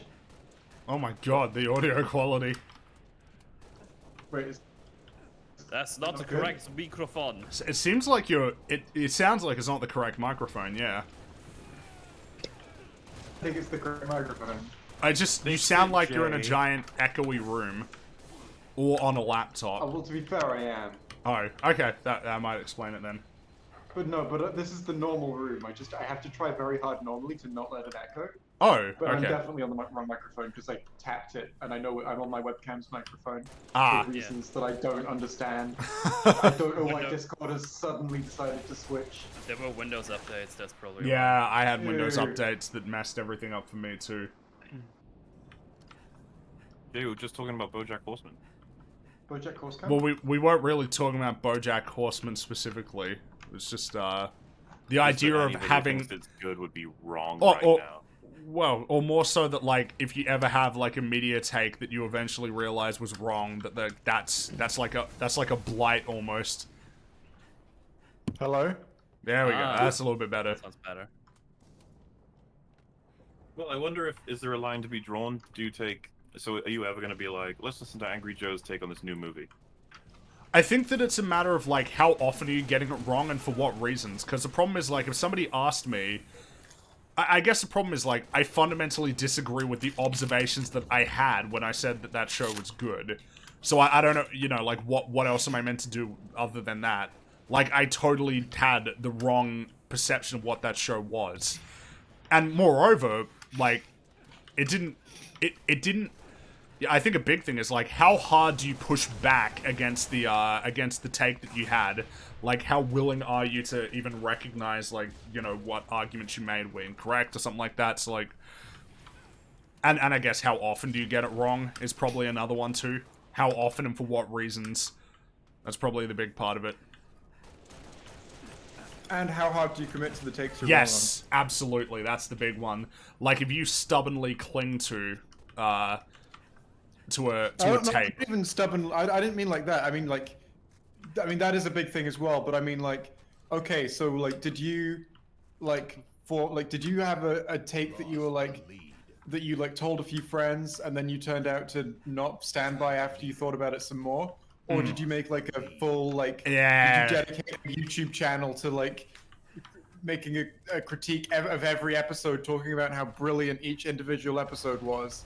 Yeah, Like 30 minutes a section of each episode. I think that's a good point because, like, legitimately, I think a big part of what happened was I was just watching it critically when I rewatched it. I was like, all right, I want to like fully, like, I'm paying full attention. I want to. Oh, I'm dead already. And I think that was what happened. It's like you're just watching it, and I was sitting there, and I was just because we couldn't fucking talk about the show when I was watching it with with Mauler. That was like the thing that was getting me worried as I was rewatching. I'm like, I got nothing to say. Like, there's nothing I can say about this. It's just like what the fuck. Whereas I think about like stuff that I still think is great. It's like there's so much I can talk about with like Saving Private Ryan or like if I'm talking about The Simpsons or South Park or Breaking Bad, there's so much to talk about. Whereas Buffalo. BoJack is like, it did one of its tropes again. Yeah, kind of. Like the big issue was we're just like, okay, next episode, yeah, next episode, and it's like, and then it's like, fuck, I got nothing. Like I'm not pulling anything from this. I meanwhile, there are- still suspect that if I rewatch BoJack with you guys, that I will think you're underrating it. Because I've heard some of your criticisms that I don't agree with. Which ones do you think would be just out of curiosity? I remember you guys talking about the moment in the finale where he eats a honeydew and he likes it. Oh and you right, just- because it was like a big joke was that he hates honeydew, Yeah. and then he likes it. Yeah. There was, you guys were saying that I don't know, maybe I'm injecting more into it than was actually in it, but you guys were saying that it was like, it was just a lame joke and there was like really nothing to it. I don't Well- think we would have said that's why the finale's bad, though. No, not why the finale is bad. It's just like an individual criticism. Oh, I think it's a problem of like, I felt the same way about some of the other stuff you said about it. I guess I mean, with if you're that saying one it criticism was. we levy at Rick and Morty for having that's just not a layered joke. It's just shit. And I guess the reason why it was frustrating there was like the joke was just I hate Honeydew, and now it's like, oh, I don't hate Honeydew. We haven't really done anything with it. And like, yeah, that's the criticism that you had, and I feel like I feel like there is more to that than that. The problem That's the thing. the problem is that I could do that. I think that I could do that if it was the same joke in a different story. But the problem with BoJack is that it's really tough for me to look at that show and feel like I can see the clear arc for anybody, really. Like, I think that might, like, that there's nothing strictly wrong with it and that it could have worked in a different context. And of course, when it comes to stuff in the finale, it's like, I think there are, like, much bigger issues than the Honeydew thing. Because for me, like, BoJack with the Honeydew, like, for him, it was clearly like a running joke. Like, Yeah. He didn't just hate Honeydew, he was the guy who hated Honeydew. You know, that was how he saw himself.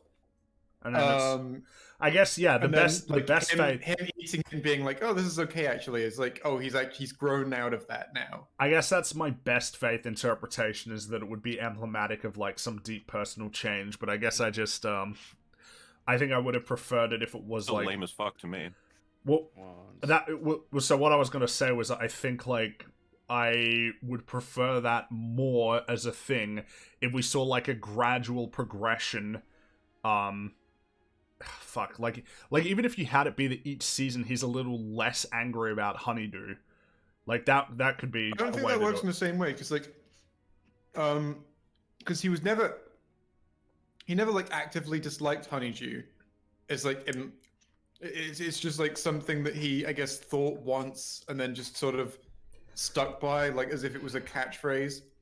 Yeah, no, I get that. I guess I mean like I could almost see it work better. What he needs to grow out of, what he needs to grow out, and I think I would need to rewatch it to be fair, but what I think happened is that he gradually grew out of like his affectations and like trying to be something he's not. I think a sudden change from like hating Honeydew to liking Honeydew. Like it's just A and then it's B, but the thing that happened slowly is the journey that got him to that point. I guess the problem is, like, I could see so many other ways to do that Honeydew joke and make it... Like, if we had the season where it's really try-hard BoJack, you could have him eat the Honeydew and almost be, like, really nervous about doing it at first. And then when he eats it, he's like, kind of surprised by how much he doesn't hate it. And then, like, the next season when he goes back to being a bit of a dick, he hates Honeydew again. And so it's like, we're almost, like, tying the joke into the arc, but in a more meaningful way.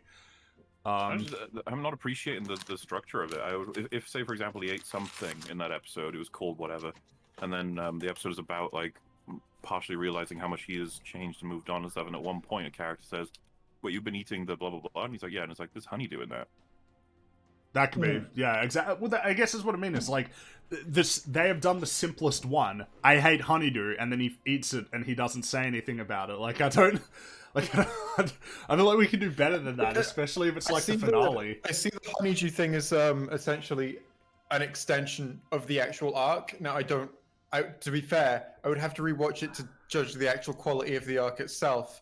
But as something that's just there to demonstrate the arc rather than to be, it's a demonstration of the deep thing rather than the deep thing itself. And I think it works fine at being that. The arc might be what lets it down if I rewatch it. Well, I mean, I mean, the problem when I think about BoJack is it's like, the only character that I feel is really a character that has something is BoJack. I don't really feel... He's definitely my favorite character in that show. And I feel like that probably explains why... Can you move your mouse? Oh, right, idle, yeah. Because when I look at everybody else, it's like, Princess... I think that's the thing, because when I watched it, I was fucking shocked by, like, how little these characters actually change or have things that happen to them. That was like, my big surprise when I was rewatching it. It's like, Princess Carolyn barely had anything. She was the next developed one after BoJack, and her arc was going from, I'm a working girl who, you know, I've dedicated my whole life to this job, to, like, having a relationship with a guy, and then it falls apart, like, immediately, and then having a kid. I remember that being, like, basically what she had. Fucking Mr. Peanut Butter had, like, nothing at all. And Todd was just... had nothing. And Todd was just a tool. Kill him. I love that the like even the finale knew to just sort of skip the bit with him. I guess that's really, like, for a show that has, like, 5 main characters, it's really awkward when, like, one of the main characters, the show itself, realizes they didn't do anything with him. Watching it, I never felt like when I watched it and thought it was brilliant. No. I never even like thought that he was supposed to be a character I cared about. I thought that he was always just there to be like the character that other characters bounced off, you know? Which is, I feel like there's no reason why that we can't have him be a character that we care about, I guess. That's the thing. Yeah. Oh, thank you for the donation, friend. Can't sub Also, to a... Phil, to see why we should be invested if he's just gonna be everyone's sort of punching bag or bouncing bag. Well, the idea would be that you're not invested in him, and you'd be. It's invested always in the other about what characters, he but I does don't for other think that it's, people. Yeah. There are so many dramatic stories that focus on his reaction to things, though, and how people. Well, that's a problem with BoJack. Like, as a show, is that is the issue with it. Is that, like, they do try to do stuff with him, like, that is dramatic, and it just fucking, like, falls flat because it's a nothing. Well, remember, she ruins his political life. She does, and Not a there's, yeah, that's right, because she's tweeting about all the fracking stuff, and then their house gets buried underground, and then the celebrities kill somebody, and there's no consequences. Sorry, I got distracted there. Can't sub to Patreon, so here's a tip. Instead, keep doing what you do. It's brought a lot of enjoyment on my nights of drawing boring commissions. Yeah, thanks, man. That's, I really appreciate it. Oh my god. Someone just sent me this. Uh-oh. Oh, fuck. Bad time to get Dude, distracted. I'm annihilating the whole team just now. Oh, yes you are. Yes you are. God damn. So yeah, I guess go ahead. How did it die? Got it. Nah. Oh. 6 seasons of no laughing. Oh, well. Painful. You know what though? There was one joke that I liked that like I actually like in that show. It was when they were on it was Filbert. The Filbert set, and BoJack throws his milkshake off the cliff and it hits the wall. I like that joke. That's fucking clever. I guess the problem is it's like I just wish we did more of that throughout the whole show. But we don't, because most of the jokes are fast talking, rhymes and puns and like just really long run on sentences. That's a large part of the comedy. Hey, see, the company is called like Toyota, Honda, like Amazon, AT&T, like Trader Joe's. Isn't that funny? Or like, oh, Hollywood stars and celebrities. What do they know? Do they know things? Let's find out. It's like, that's not a fucking joke. I hated that one. I remember that one off Heart by 2. Yeah. Wait, I remember that one off by Heart too. Yeah, that's what I mean. It's like, the only reason I remember is because I keep repeating it. Like, it's... Do they have like all the vehicles right now? They might, yeah.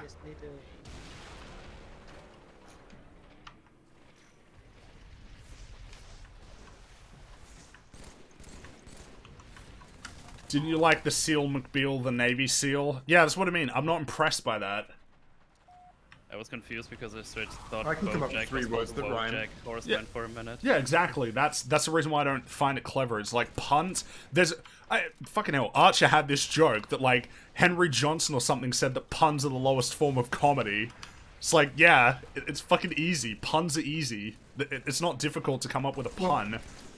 What you want is like you can use like puns to be the element of something else, or you can get like a fucking top tier pun that kills. Yeah, yeah. It's like, I came up with 3 words that rhyme, laugh. Mm-hmm. No. And I guess like the only thing that I guess is impressive about it is the fact that the actors were able to say these fucking things without like screwing up, but you can just retake the line. So I don't know if like I don't know how much credit I would give there. Is Mitch Hedda right? They clipped something where I was good at something. That doesn't feel right. And then fucking Yeah, you know what? In a play that would be impressive.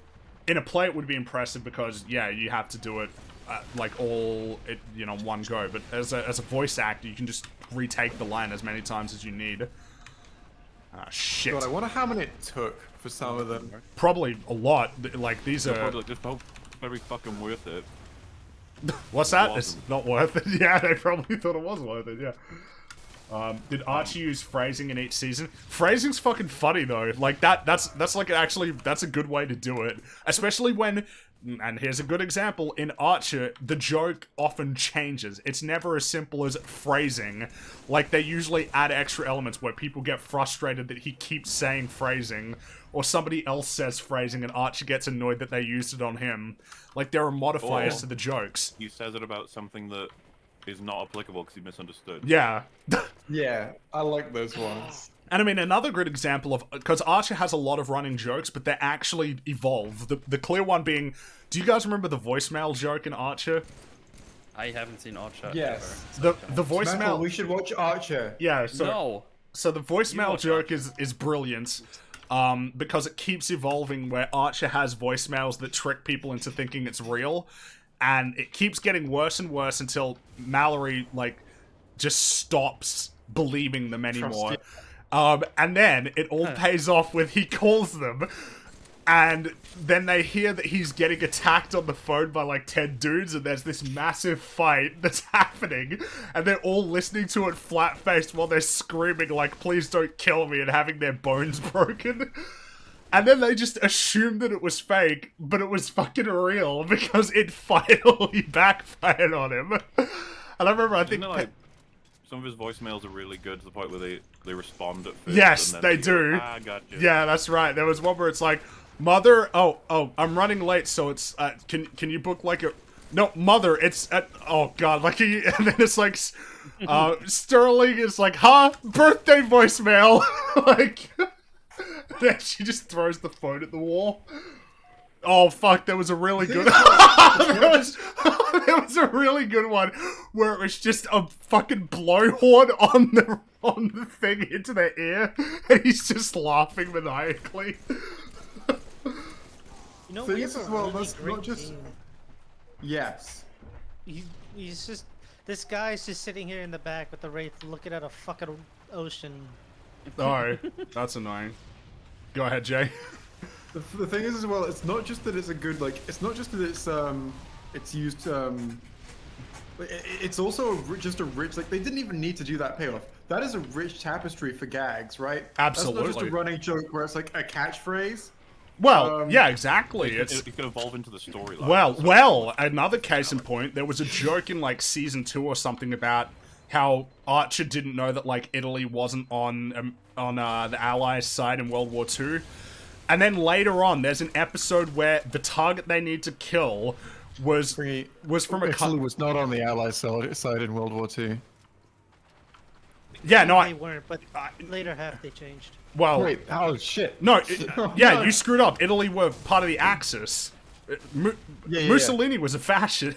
Well, but Yeah, exactly. yeah. That's what I was saying. Yeah, that's what I said, that the joke was that Archer didn't realize that Italy weren't on the side of the Allies. He didn't know that. Oh, I thought you said were, and I was No, like, and "Friggy." then, yeah, so, but anyway, the joke was that in, like, the next season, there was an episode where all that Archer knew about the target was that they were part of the Axis, like, the country that they were from, and I think the three people were, a Japanese woman, and, like, a German guy, and an Italian, I think? Or something like that. And then, Yeah. it later is revealed that he believes that the tour guide, who was Irish and Canadian, was the target, because he thought he was an Axis power. That, like, Ireland were part of the Axis. Because he just doesn't know anything about World War II, clearly. And it's just like, that's a really funny way to pay off a joke that you set up one season ago. To have, like, a whole episode be about how Archer doesn't know shit about World War II.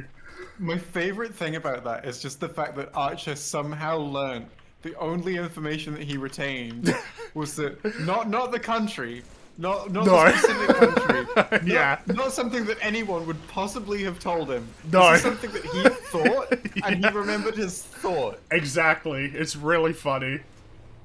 Like no one, because like, it's just so explicit from, it's so clear from just what you see that he knows the only thing he knows about the target is that they were from a country that was an Axis power in World Yeah, War II. and then he gets it wrong anyway because the guy that he thinks is Irish, he's Canadian. He's not even Irish, and even if he was Irish, it still isn't correct. It's wrong on multiple levels. It's just really funny. Archer is great. Archer is I'm doing a video on Archer at some point. I think I would like to do a Well. video on Archer at some point. Yeah, No, that's my idea. that's your idea, I'll do right? it. Yeah. Fine, I'll do thing. it. It's fine, I'll do it. We can talk for a while about how well crafted a lot of the comedy in Archer is. I cannot do that for BoJack. I never could. Yeah. I can't do it for Archer because I haven't seen it. Dap. And you can do the same for like Simpsons and South Park and Rick and Morty. It's like, what's the Simpsons of our time? Is it Rick and Morty? What's that, sorry? What is the Simpsons of our time? The- I don't know that there is anything quite like The Simpsons. Rick and Morty is a different thing in terms of like, as in like just the influential I think cartoon, I guess. I guess Rick and Morty is the influential cartoon right now, but the problem is like The Simpsons was like big for everyone, whereas Rick and Morty is like specifically big for like this demographic, millennial like fucking men. Also hated a lot too. And also, yeah, a lot of people hate it, whereas the people who hated The Simpsons were, like, Christians, conservative Christians and stuff, like, people who didn't, not, like, the same audience that it would appeal to. Whereas there are a lot of people who probably would like Rick and Morty, but hate it just because of the popular culture stuff. Fuck. Rick and Morty is worse? Dude, Rick and Morty is, like, really funny. The only They had reason... one bad episode. Yeah, Come one on. bad episode so far is Yeah, pretty The good. Simpsons has a lot more bad episodes than that, I'm afraid. Well, so what I was gonna say is that the problem is, like, if we're comparing the golden age of Simpsons to the like, Rick and Morty right now, it's almost not fair because The Simpsons beats it out by virtue of just having a higher quantity of really great episodes. But, like, if Rick and Morty has, like, another 50 episodes and they're this level of quality, like, at that point, it's gonna be really tough to say which one's better. Are And there if we any take- bad, like are there any just like straight up bad episodes from the golden era of The Simpsons where it was like whoops, and then they did better there- next week? Usually... no, there are not many, like... Because, I mean... I said any.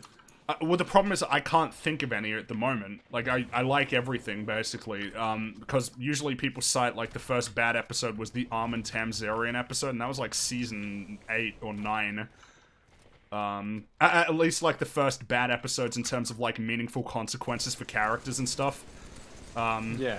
And because otherwise, like, I really like... And you know, that episode still has funny moments in it. I definitely don't like it as much as the rest of them. But then you think about stuff like... Yeah, it's tough. I can't really think about... I don't know what I would cite as a bad episode from the early... Maybe season 1 is a bit rough, but people typically refer to, like, season 2 onwards is like, golden age. I have season 1 on DVD. Well, that's, It's the very first episode, they get They get it's like Santa's Little it's Helper. a Christmas episode. Yeah. Yeah, and that's hilarious. I do like season 1 is quaint, but it definitely doesn't feel like the rest of the show. It feels like its Well. own thing almost. Well, it's just Well, starting Proto out. Simpsons. It is proto That's- Simpsons, yeah. That's a lot of shows, honestly. I feel like say- Rick and I would Morty say that's the season same 1 thing with feels. Yeah, but I feel like season 1 and I feel like Futurama season 1 feels very much like the rest of the show. Well, that's broke it. that came after Simpsons, right? Sure, but like, So you know, if we're talking about the Did idea of you the first guys- season. Yeah? Did you guys leave the lobby? No? Because I think Oh, it says I'm leaving Does it? matchmaking, huh? yeah, It says it for me too, So- because I think I clicked one too many times, but Oh. now it's just stuck. Oh, there we you are. Oh, Okay. yeah, MCC sucks, by the way. Yeah, I Um, noticed. Pickle Rick is not bad. Yeah, I Cap- agree. Pickle Rick is I not agree. bad. And Yeah, and those are Doppelgangers exposed was because- Do you, when we were saying that there's there's one bad episode of Rick and Morty, we did not mean Pickle Rick. well, no. So Yeah, the no, list here that's- is Pickle Rick, Sperm One, Captain Planetina, and Doppelgangers. So 3 out of 4 of those aren't bad. Like 3 out of 4 of those are. Pickle Rick is Which great. one's doppelgangers? Oh, I'm guessing decoys. Yeah, And- that's oh, just- Decoys They're is- saying the decoys episode is. I don't Yeah, know. I've seen it getting hate. I've seen it getting hate. Yeah, I don't no. understand. People. Everyone's hating season 5 for no reason. Yeah. The only bad episode is the cum episode. Yeah. Which it pains me to say. Yeah, it pains me to say that the cum episode but it is, and Pickle Rick is not one of the worst episodes. Pickle Rick is great. It's not my favorite. But it's great. The only criticism that I've ever been like, yeah, I guess there could be something to that. I've heard of Pickle Rick is that the character stuff at the end is too overt.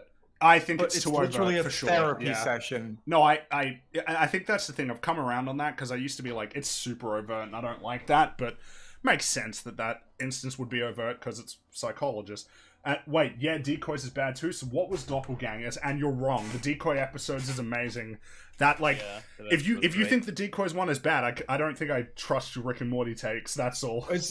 Is Well, no, wait, what just is your let standard 'em- for why it's bad? Let them Yeah. hang Yeah. themselves. Let them sail the fucking talking points. I didn't like it because it didn't have stakes. It was repetitive. It wasn't creative. It didn't further the overall story of Rick and Morty. It's like, yeah, all great points. Yeah. It's not like, again, Citadel, everybody agrees that's like the best episode and it doesn't advance the story. Big Team Slayer. Well, it teases that it's going to advance the story. Well, but well, it doesn't advance anything to do with Jeez. it. Doesn't advance Rick or Morty specifically, which the Decoy episode doesn't do either. So, Yeah. But, and of course, that's most the thing, Tell me that's the what thing, we've talked about this already. yeah, Some of the criticism of the Decoy episode is that doesn't get applied to Total Recall. yeah, which everybody agrees is great. Yeah, Total Recall often gets cited as the best one. I mean, I think it's a strong contender. It's really good. It's a really good episode. But again, this is why I get annoyed because people are like, oh, see, like there was a joke in this show about how fascist Morty just wanted classic Rick and Morty adventures and he couldn't even fucking tell you what he wanted. Like that feels like a really apt joke now because it feels that way with like a lot of Rick and Morty fans, where it's just like, hey, look, season 1 and 2 is great, and then they do like a classic Rick and Morty adventure and people don't fucking like it. But then they still go on and say season 1 and 2 are like awesome and the new ones suck. What can they do? I think the issue stems from that the show, well, what's it, fucking Dan Harmon, he uses the same formula for the most part, and that's why Yeah, Hero's Vindicators Journey. is- Yeah. Yeah, that's why Vindicators is like a weaker episode. 'Cause it doesn't Okay. do that same thing. We got criticism. I meant the Doppelgangers as decoys, and I think it's a bad episode because it was the same joke for a while, and after the same thing over and over, you just know they're gonna die. Doesn't matter if it's our Rick, that the characters we follow end up in the same place. So it is all of the standard criticisms. You know, the joke repeats itself, which it doesn't because it's a different joke every time. There's no stakes, and yeah, I'm not. They never are in Rick and Morty, pretty much. Yeah. Yeah, except from the first episode. Well, nothing matters in Rick and Morty. That's like the whole point of the show. It's existential nihilism. The first scene in Rick and Morty ends with a neutrino bomb about to explode and destroy the entire planet. Yeah. Yeah. And we don't know that Morty can defuse it. So for all you know, the first scene of Rick and Morty, they're both dead. Yeah. You don't know that the actual real family is dead. They might be. We might be following decoys now. We might be in a different universe. Well, A different I think there's a very significant reason they haven't said C-137 in a while. Yeah. And that's 'cause Yeah. I think Dan Harmon doesn't want to encourage following the continuity of the show. Well, anymore. there's no point in following the Oh, continuity because it's just... Overall, I think the later Well, episodes, Rick is OP. What? But you don't like the episode where all the Ricks are killing each other? What? How is it I'm OP? just trying to They're like, killing each other. Now Rick is OP. Yeah, now he's Yes. OP. Like, he wasn't OP before. Was literally the fucking god of the universe, basically, with all the Ricks. Yeah. I can see why you'd be frustrated by the episode where he literally fights a god. That was a little bit annoying, but that was season 4, not season 5, so... Oh, well, are you talking That's about the- Reggie? That's the only other episode where I felt the characters were acting out of. I don't think that episode And is we bad felt that yet, but Jerry it's... wasn't served at all. Jerry Yeah. was like a punching Well, bag that's again. That, Um, the Yeah, Jerry was Doppelganger regressed. episode, the Doppelganger episode made me fucking hate Jerry. Holy I don't mean shit, that decoys, was I mean Jerry. by the time he fights the president. What, you mean the one where it's tough and he doesn't win? Strictly? That was a great episode No, too, yeah, because it was the whole idea that, like, loses. America... Yeah, he kind of does lose. At least he loses on a personal level. He Like, doesn't lose. He doesn't lose the physical fight, but he loses the things that absolutely, he wants. because he loses at the end of season 3. He literally admits to Jerry that Jerry won. That's the again. Yeah, if you remember the season 3 premiere, he basically says like, "Your dad crossed me." And I got rid of him. I got rid of him, you know. I just took over the family, Morty, and if you tell your mom or sister I said any of this, I'll deny it, and they'll believe me because I'm a hero, Morty. They're gonna do whatever I say, Morty, I love forever. that episode. Yeah, that's one of my favorites. Employee of the month, ladies and He gentlemen. has so many enhancements that Oh, you that's die. Okay, brilliant. he has so many enhancements that you die if you touch him, compared to episode 1 where he needs to run away from the space cops and steal a gun. Oh man, I wonder if it's because he fucking changes himself Yeah. over the course of the show.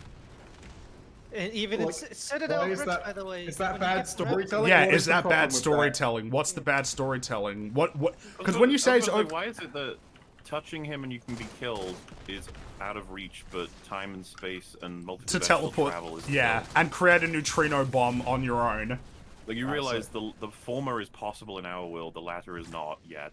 Like, I mean, okay, you realize that like the pilot as well is like the only episode from series 1 and 2 where he's that powerless, right? Yeah, like basically from that point onward, he's actually, and even in that episode, he's still like a powerful force. He beats them. He gets away. But like that episode he's only depowered in that episode because his portal gun runs out of batteries. Yeah, exactly. Yeah, and they also didn't. Yeah, he didn't intend to get in the situation he was in. And yeah, what's the problem here? That he improves his gadgets? Like, what's the problem? And again, if you're gonna So, say like- he's overpowered, it's like, dude, we know that Rick can die and that he can't come back from death. Like, or at least like he can't cure death anyway. Well, and another variable for him that's super useful for writing is that he's really reckless. He's Yeah. incredibly reckless The and only the emotional.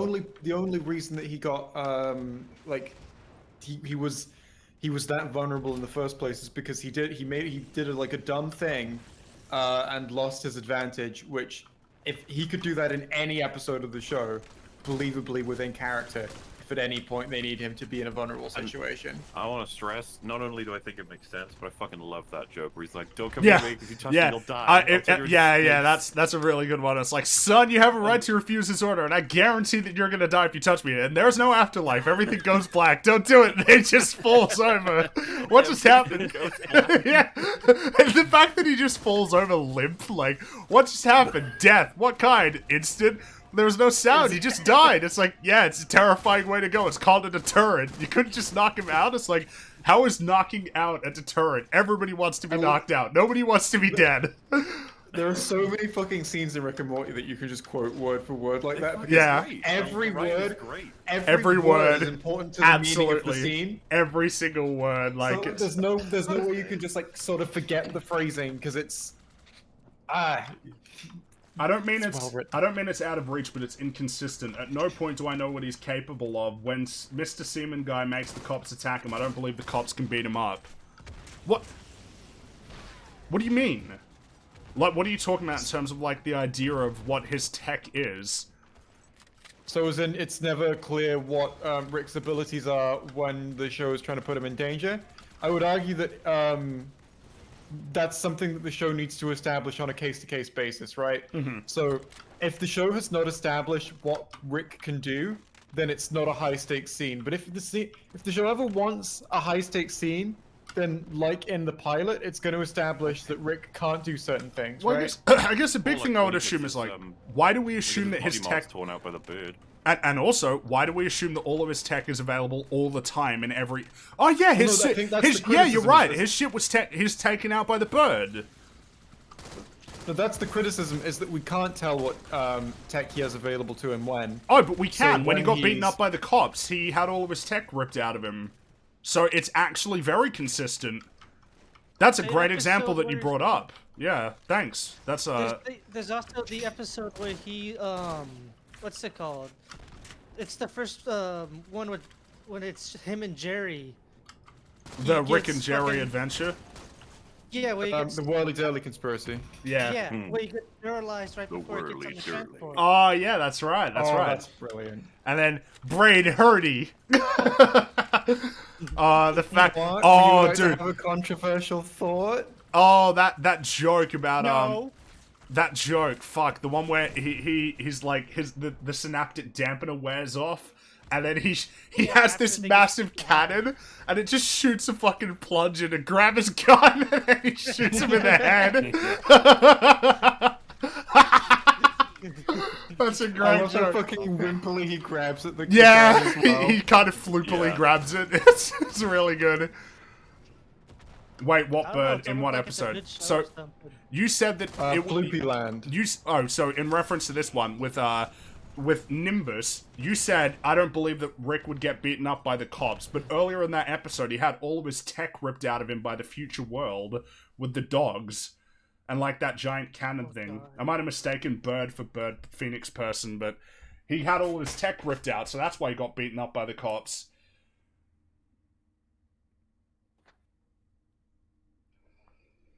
Are they talking about the first episode of season 5? Cause Yeah, I think so. Yeah. Where Nimbus comes and I saves am him at the end. Mr. Nimbus. He's like, what the fuck, Rick? And Surge. Yeah. Honestly, Mr. Nimbus is the Rick and Morty character I'm most invested in seeing return. Yeah. I would much rather see Mr. Nimbus return than like Evil Morty or something. I always, Honestly, yeah. it's honestly the little things in the dialogue as well. When he gets all of his tech torn out, so just looking at it, his responsiveness is, "Wow, that was cool." I'm trying to remember that scene because I don't remember him getting his tech torn out.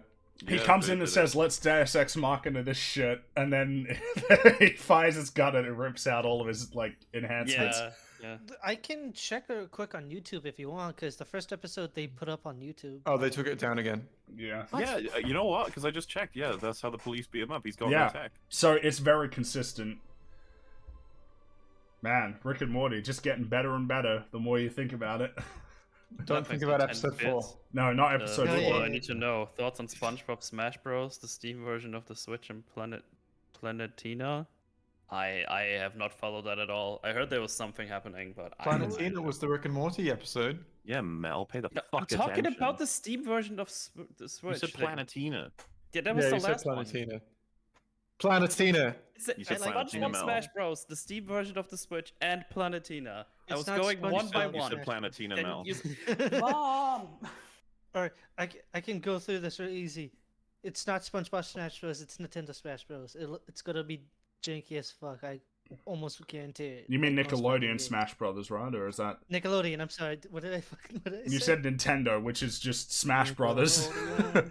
Yeah, that's whatever. Yeah, it's Nickelodeon Smash Bros. That's what Oh, it is. I don't jeez. remember the second thing, and now back to Planetina because that's what we care That was a about. good episode. I am an individual. Yes. I represent no group. And then he gets That killed by killed me. That fucking Yeah. joke was killing me. I love that those are his last words. Yeah. Well, it's and such- also being eaten by baby seals. Baby seals. It's just like they're so fucking good with their meta humor. Oh, double kill. Yeah. Everyone's getting killed because of the side they follow. They're just like, I am an individual, but I'm still attacking Oh, you. dude, the way he just murders what the hell is this guy doing? Yeah, You like, know? like biting off the guy's finger and just setting him on fire. And then like, hey, I got the Did someone pizza, order extra Italian? large. Yeah, Italian. It's extra crispy. Oh, it's really good. Oh, no. Yeah. Oh, fuck off. I thought Morty's No. character was crappy at the end of the Planetina episode. What do you mean? What does that mean? That you What found was wrong with crappy? it? What was wrong with it? Specifically, Yeah. What was wrong Steam with... version of Switch looked kind of Are you- cool. What, do you hate Morty being happy, you fuck? Well, I guess being sad, right? Because he was sad because he had to break up with Well, he's sad at the Planetina. end, but he's like, but he's happy. Well, I guess Morty has a lot I of, need to know what. events Yeah. in the story that are dictated by the fact that he is how young he is. Yeah. He's super. He's emotional, 14. and that's, yeah, he's super emotional, and that's what drives his character when he Yeah. does things, you know, like murder the Planetina Emotional kids. and horny. That's... Yeah. Yes. Well, yeah, the horse semen machine, like it. Yeah. That makes sense to me. Oh yeah, then he says this. Who said it? It was Dan Harmon who said it was the biggest contrivance in the show. Well, that it didn't need to be one. That's the awkward part. Like if Yeah. Rick was playing We a trick fixed on it. Morty, yeah, then it's not a contrivance. Yeah. Horsecom episode bad. The Horsecom Just episode is say- bad. Could have been great. The Yeah, just I think be the only fucked up joke for I it. laughed at in that episode is when he was about to get killed. And then Rick just asked, how was it? Excellent. Wait, I don't. Wait, I remember that, but I don't remember that. What was the? It's when they get caught by the sperm. Yeah, it's right before Then- they put Morty on the machine. Oh, Yeah, oh before they no! open the machine. Oh no! I don't think he should have broken up with Planetina for killing some people compared to what he and Rick do. I'm okay with it being the end result, but Morty has killed so many people that it feels hypocritical. The whole point of the show was that he thought that he had found somebody whom he could like, who wasn't part of this crazy world where, like, all of these people get killed all the time and everything is awful. That's the point. That was what he was looking for. Not only that, when Morty kills, he tries to have. He's it be usually doing it out of justified. self-defense. Yeah, Like, it's- I think we it's forget, but justified. Even when Rick, like, He goes Look- nuts in the Purge episode. even does go fucking nuts, yeah. Rick doesn't. That's also Even Purge. fucking Rick doesn't like just. I don't think he does like. Does he like ideologically slaughter people? not Who are, like, usually. running He's- away from he's- him? Well, he's usually pragmatic. Yeah. But I mean, as like in that episode, it's like, oh well, you know, Morty killed those people. It's like, well, wasn't the fire guy about to set him on fire? Like, I feel Yeah. like that's pretty. They're gonna torture him. The Yeah. fire guy specifically was, we need to get you out of the way. He And does of then course, kill all of the other. but they've kills, ins- but they've kills ins- other people to free Planetina. yeah, but they've enslaved her as far as he's concerned. Yeah, exactly. So there's a question And of he uses, they're using Planetina for corporate stuff. And Rick. Oh, but oh man, I'm getting really frustrated because you sound like Rick lets 2 planets die. It's like, but the whole point is that Morty was looking for somebody who wasn't fucking Rick. Like, it's not specifically that it was Planetina. It's not that, like, he specifically has a problem with the fact that she killed people. It was the fact that he was looking for somebody who wasn't that kind of person. Rick and Morty's like relationship is not functional. Yeah, it's a dysfunctional if relationship. If Morty like looking for a partner and going, oh, this stuff is all okay because Rick does it and I put up with it from Rick, he would not find a good partner by doing that. Now that might be, he should probably be moving away from Rick as well, but But he's a 14-year-old kid, and Yeah. fucking Rick lives with him, and Rick is a very he is a, you know, he's a powerful agent in this world. I guess the problem is, like, you're saying it's out of character, but it's literally not. It's in character. It's totally in character. not only that, the reason Rick lets those 2 planets die is because the whole point is those 3 planets are gonna die anyways. Well, it's the whole Well, idea that, like, parts Rick, sequel. Rick could have saved them, but he didn't want to, because that's the kind of person he is. Yeah, 2 of them he probably could have saved them, but I would argue they were unsavable more than likely because one was supernova to a dying sun, and the other one was a. yeah, I don't see how you save that. To be fair, Unless you do. the Well, other- yeah, and yeah. the second one was a black hole. And then the third one was a third one was meteorite. You're right. yeah, which is fucking completely Blow that up. different from the other ones. That's. Oh, These shit. are- let's go with like a less extreme example than killing people, right? Let's say like your dad is a guy who just like he gets home and like sometimes he just shits everywhere in your house, right? That's like And my like dad. you've learned to cope with this. You've learned to go, fuck's sake, Dad, you've shit everywhere, and then you clean up. And it's like this isn't because he has some kind of like problem, by the way. It's just something he does. He's not like incontinent. He just shits. He just shits everywhere, right? You live with that. You live with him. He's your dad. You love him, but you wish he wouldn't shit everywhere. That does not mean that you're a hypocrite. If you meet someone and you're like, oh, this relationship's going pretty well, And then they you shit on go the into their floor. home and they just shit on the floor, and you're like, nah, you're not a hypocrite for going, nah, thanks. Yeah, exactly. It's yeah. That's a pretty good analogy, I would say. Yeah, I would argue that Rick and Morty, the whole premise with Rick and Morty is basically Monster of the Week. Except Kind of, instead yeah. Monsters, wacky. It's just wacky adventure. I mean, a scenario of the Adventure week, I of the think, is week. more- Adventure yeah, of the week. it's Yeah. Adventure of the Week. Oh, Science adventure. It's just, and some people are like, no, we want. It's funny because I think people, with a lot of shows these days, like we don't want Adventure of the Week. They want like a. We run want our through. long overarching stories, but you know, not everything needs to and be that. Yeah, and most of those arching stories are fucking shit, like Loki and other shows, which Oh, is Bojack. I think it's hilarious. You know what I wanted from the Horsecome episode? I wanted one of the least good sci-fi. I wanted the Horsecome episode to be like one of the least sci-fi episodes of the show, where like literally the entire premise is that Morty is trying to find a way to get a way to use the Horsecome machine. Like from the first 30 seconds, right, where he just sees the Horsecome machine. I just wanted the entire episode to be like Morty trying to find a way to get the Horsecome machine, and like that's the A story. Is a way to him, like him doing that in secret. Him like, you know, just all of the characters play off each other in the way that they do, but it's a much more just grounded scenario than Rick and Morty normally has. Yeah. And maybe there's like a B plot with like some sci-fi shit, like you know, Mystiques or something, like that kind of level of like Jerry has got some kind of wacky sci-fi thing in his life that's impacting him as a person, but not something massive, you know. Mm-hmm. Oh, you lucky bastard, Fringy! This guy left me fucking hang on the edge of this fucking thing. Damn, God I damn it. I didn't realize you're on the other side. Yeah, can you move this thing for me? I'm and save dead. me? I'm dead. Sorry. Oh god damn! I'm gonna die right now. This guy, I think this guy's on the Falcon. I'm just stuck here. Oh, you bitch. Assist me! Damn it. Oh, that felt good. Yeah, I'm just trapped here. I'm just swiveling my turret. No one's seen me yet. I don't. Am I dying too? No. Fuck. The person that said they clearly closed their eyes when Planetina compared what Morty did to what she did, and when Morty screamed at his mom for not belonging. Yeah, yeah. How much Dude, that's got clearer a could great they have YouTube made? comment. Oh no. Like all these characters. That's. Hey, Baden, Do what's up? people not realize all these characters are fucked up in their own way? Yeah. What's the comment though, Jay? I wanna know. What is it? Jerry is the least. It's not ironically good. It's about the long man bad stuff. It's C's thumbnail.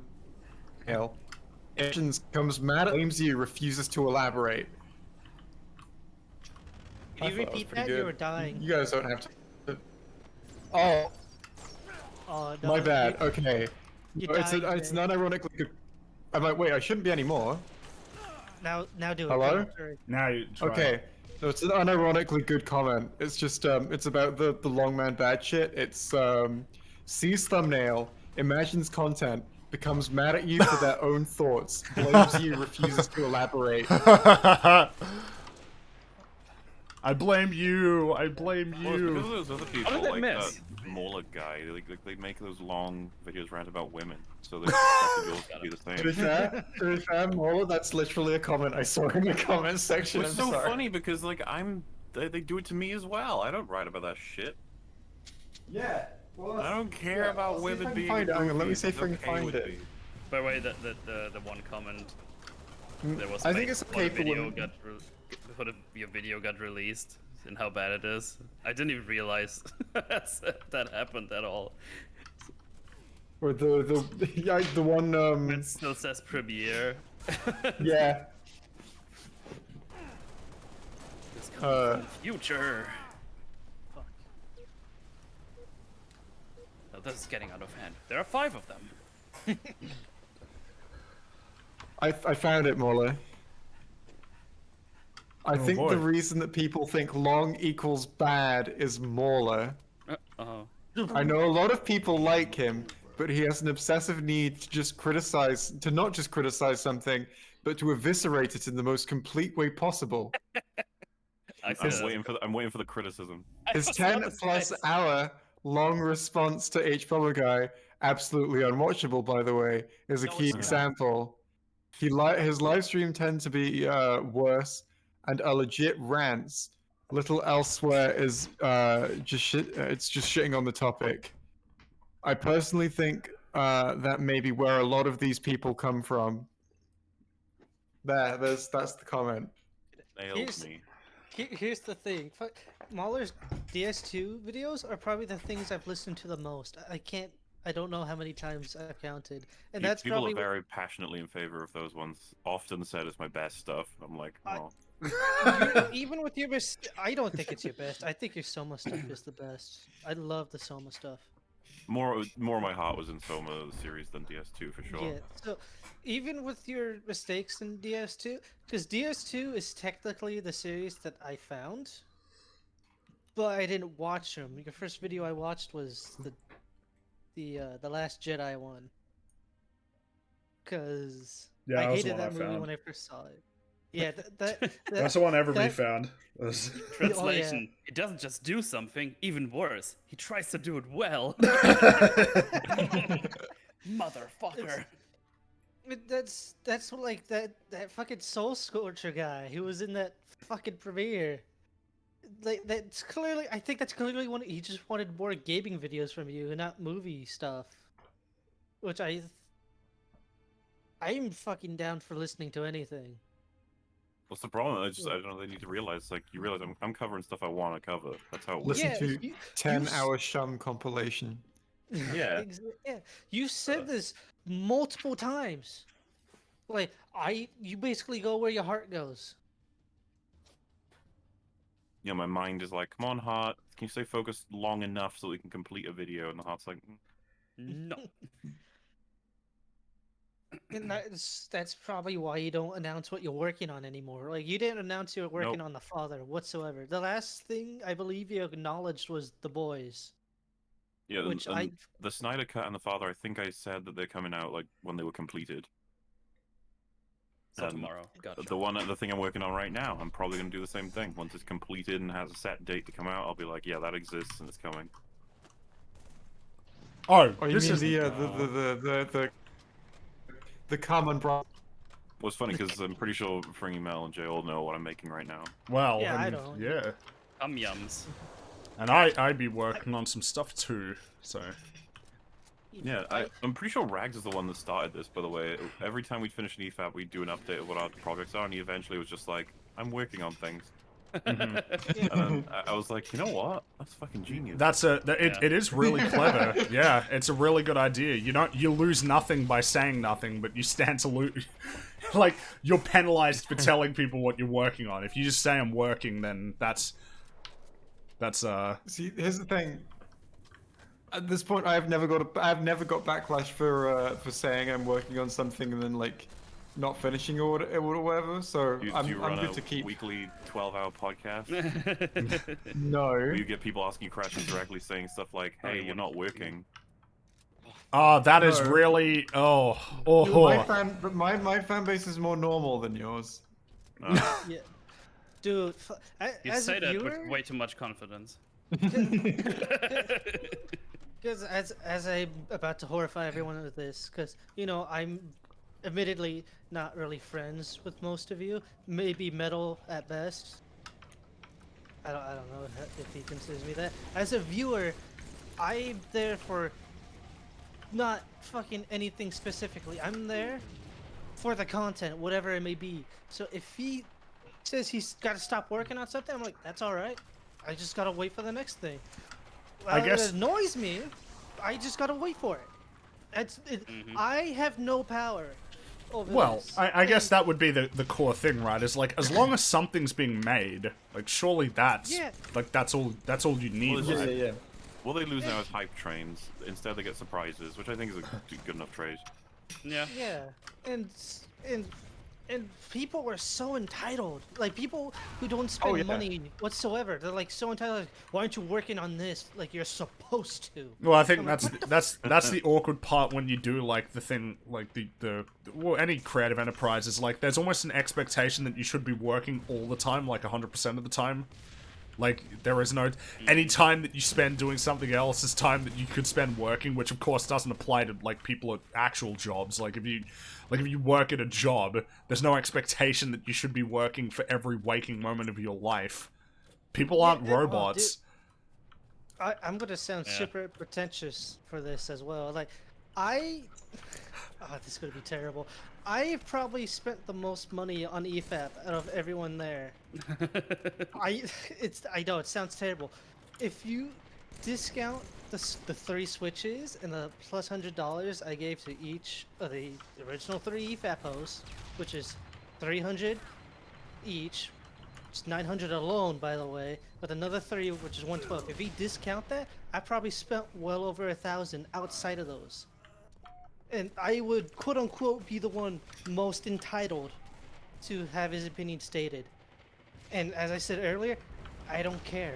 As long as they're working on something, I'm excited for whatever content they come out as. And I give money because I support them, and I think the work is good. I guess it's. I would say that it's just the general sort of dynamic is it's like, hey, like anything you give, that's super cool. I'm still gonna just be working though. Like, like that's you know, like that's all there is to it. Like, They it's have some just. serious lizard brain shit going on when they're like, you put out a mini catch up when it could have been a mini Batwoman. It's like, wait. Fuck. It could have been fucking anything. Like, I don't know what. Like, Yeah, that's. But they genuinely think like it took up the slot for Batwoman. It's like that's not how that works. But, well, I mean, ultimately, like, there is one person who decides what the content is.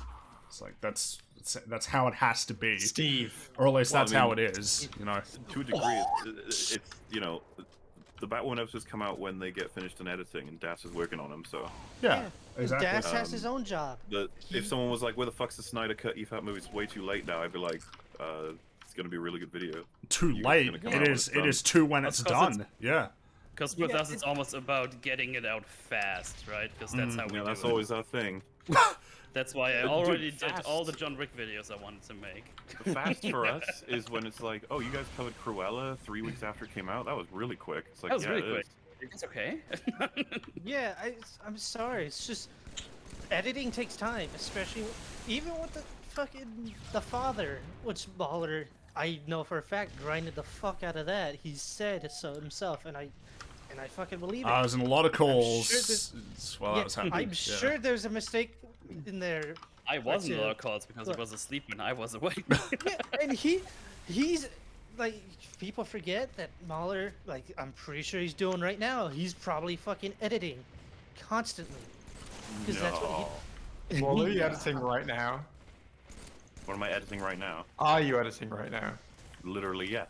I'm matching me saying something to visuals right now. So, and here's the thing. One of my favorite edits, it's only like a 2-second edit, is when Iron Man rolls his eyes and then has him snapping away. Which is something that he added that's not in the original thing. It's fucking, I think it's hilarious. That's what- It's what's a the edit, 2-second sorry? edit. It's Tony Stark. He has his arms crossed and he's rolling his eyes, exaggerated. And then it's the snap away. It's the snap away effect when Thanos snaps. It's hilarious. I get what you mean. That shit probably took him 30 minutes to do. It's hilarious. And people don't appreciate that hard effort. It's fucking bullshit. One of I my guess- favorite edits is when I managed to get the Finn and Rose scene kissing into the recordings that Obi-Wan is watching in episode 3, and he says, "I can't watch anymore." Yeah, I That was- remember that. I Yeah. was very happy with that one. Well, I think there's one thing that is important to not undersell. Writing, it's tough. It's tough. Sometimes it takes longer than you want it to. Sometimes the words just don't come out the way you want. Sometimes the points aren't just there the way you want. Sometimes you just need to spend more time refining your arguments. You just need to go over them again, redraft, make sure that it's all structured well. That can take time. That's not, and not only does it take time, but it can be unpredictable how long that will take, especially if you're But, aiming like, for a certain bar. Most people are cool with you guys taking your time. Every time you bring this up, people in chat say they're cool with it, so who cares what the idiots think? Why do you think the prevailing theory right now is that that is a bad idea? It's because we keep squashing it whenever it's slowly getting traction. I don't bring them up if they have 0 upvotes.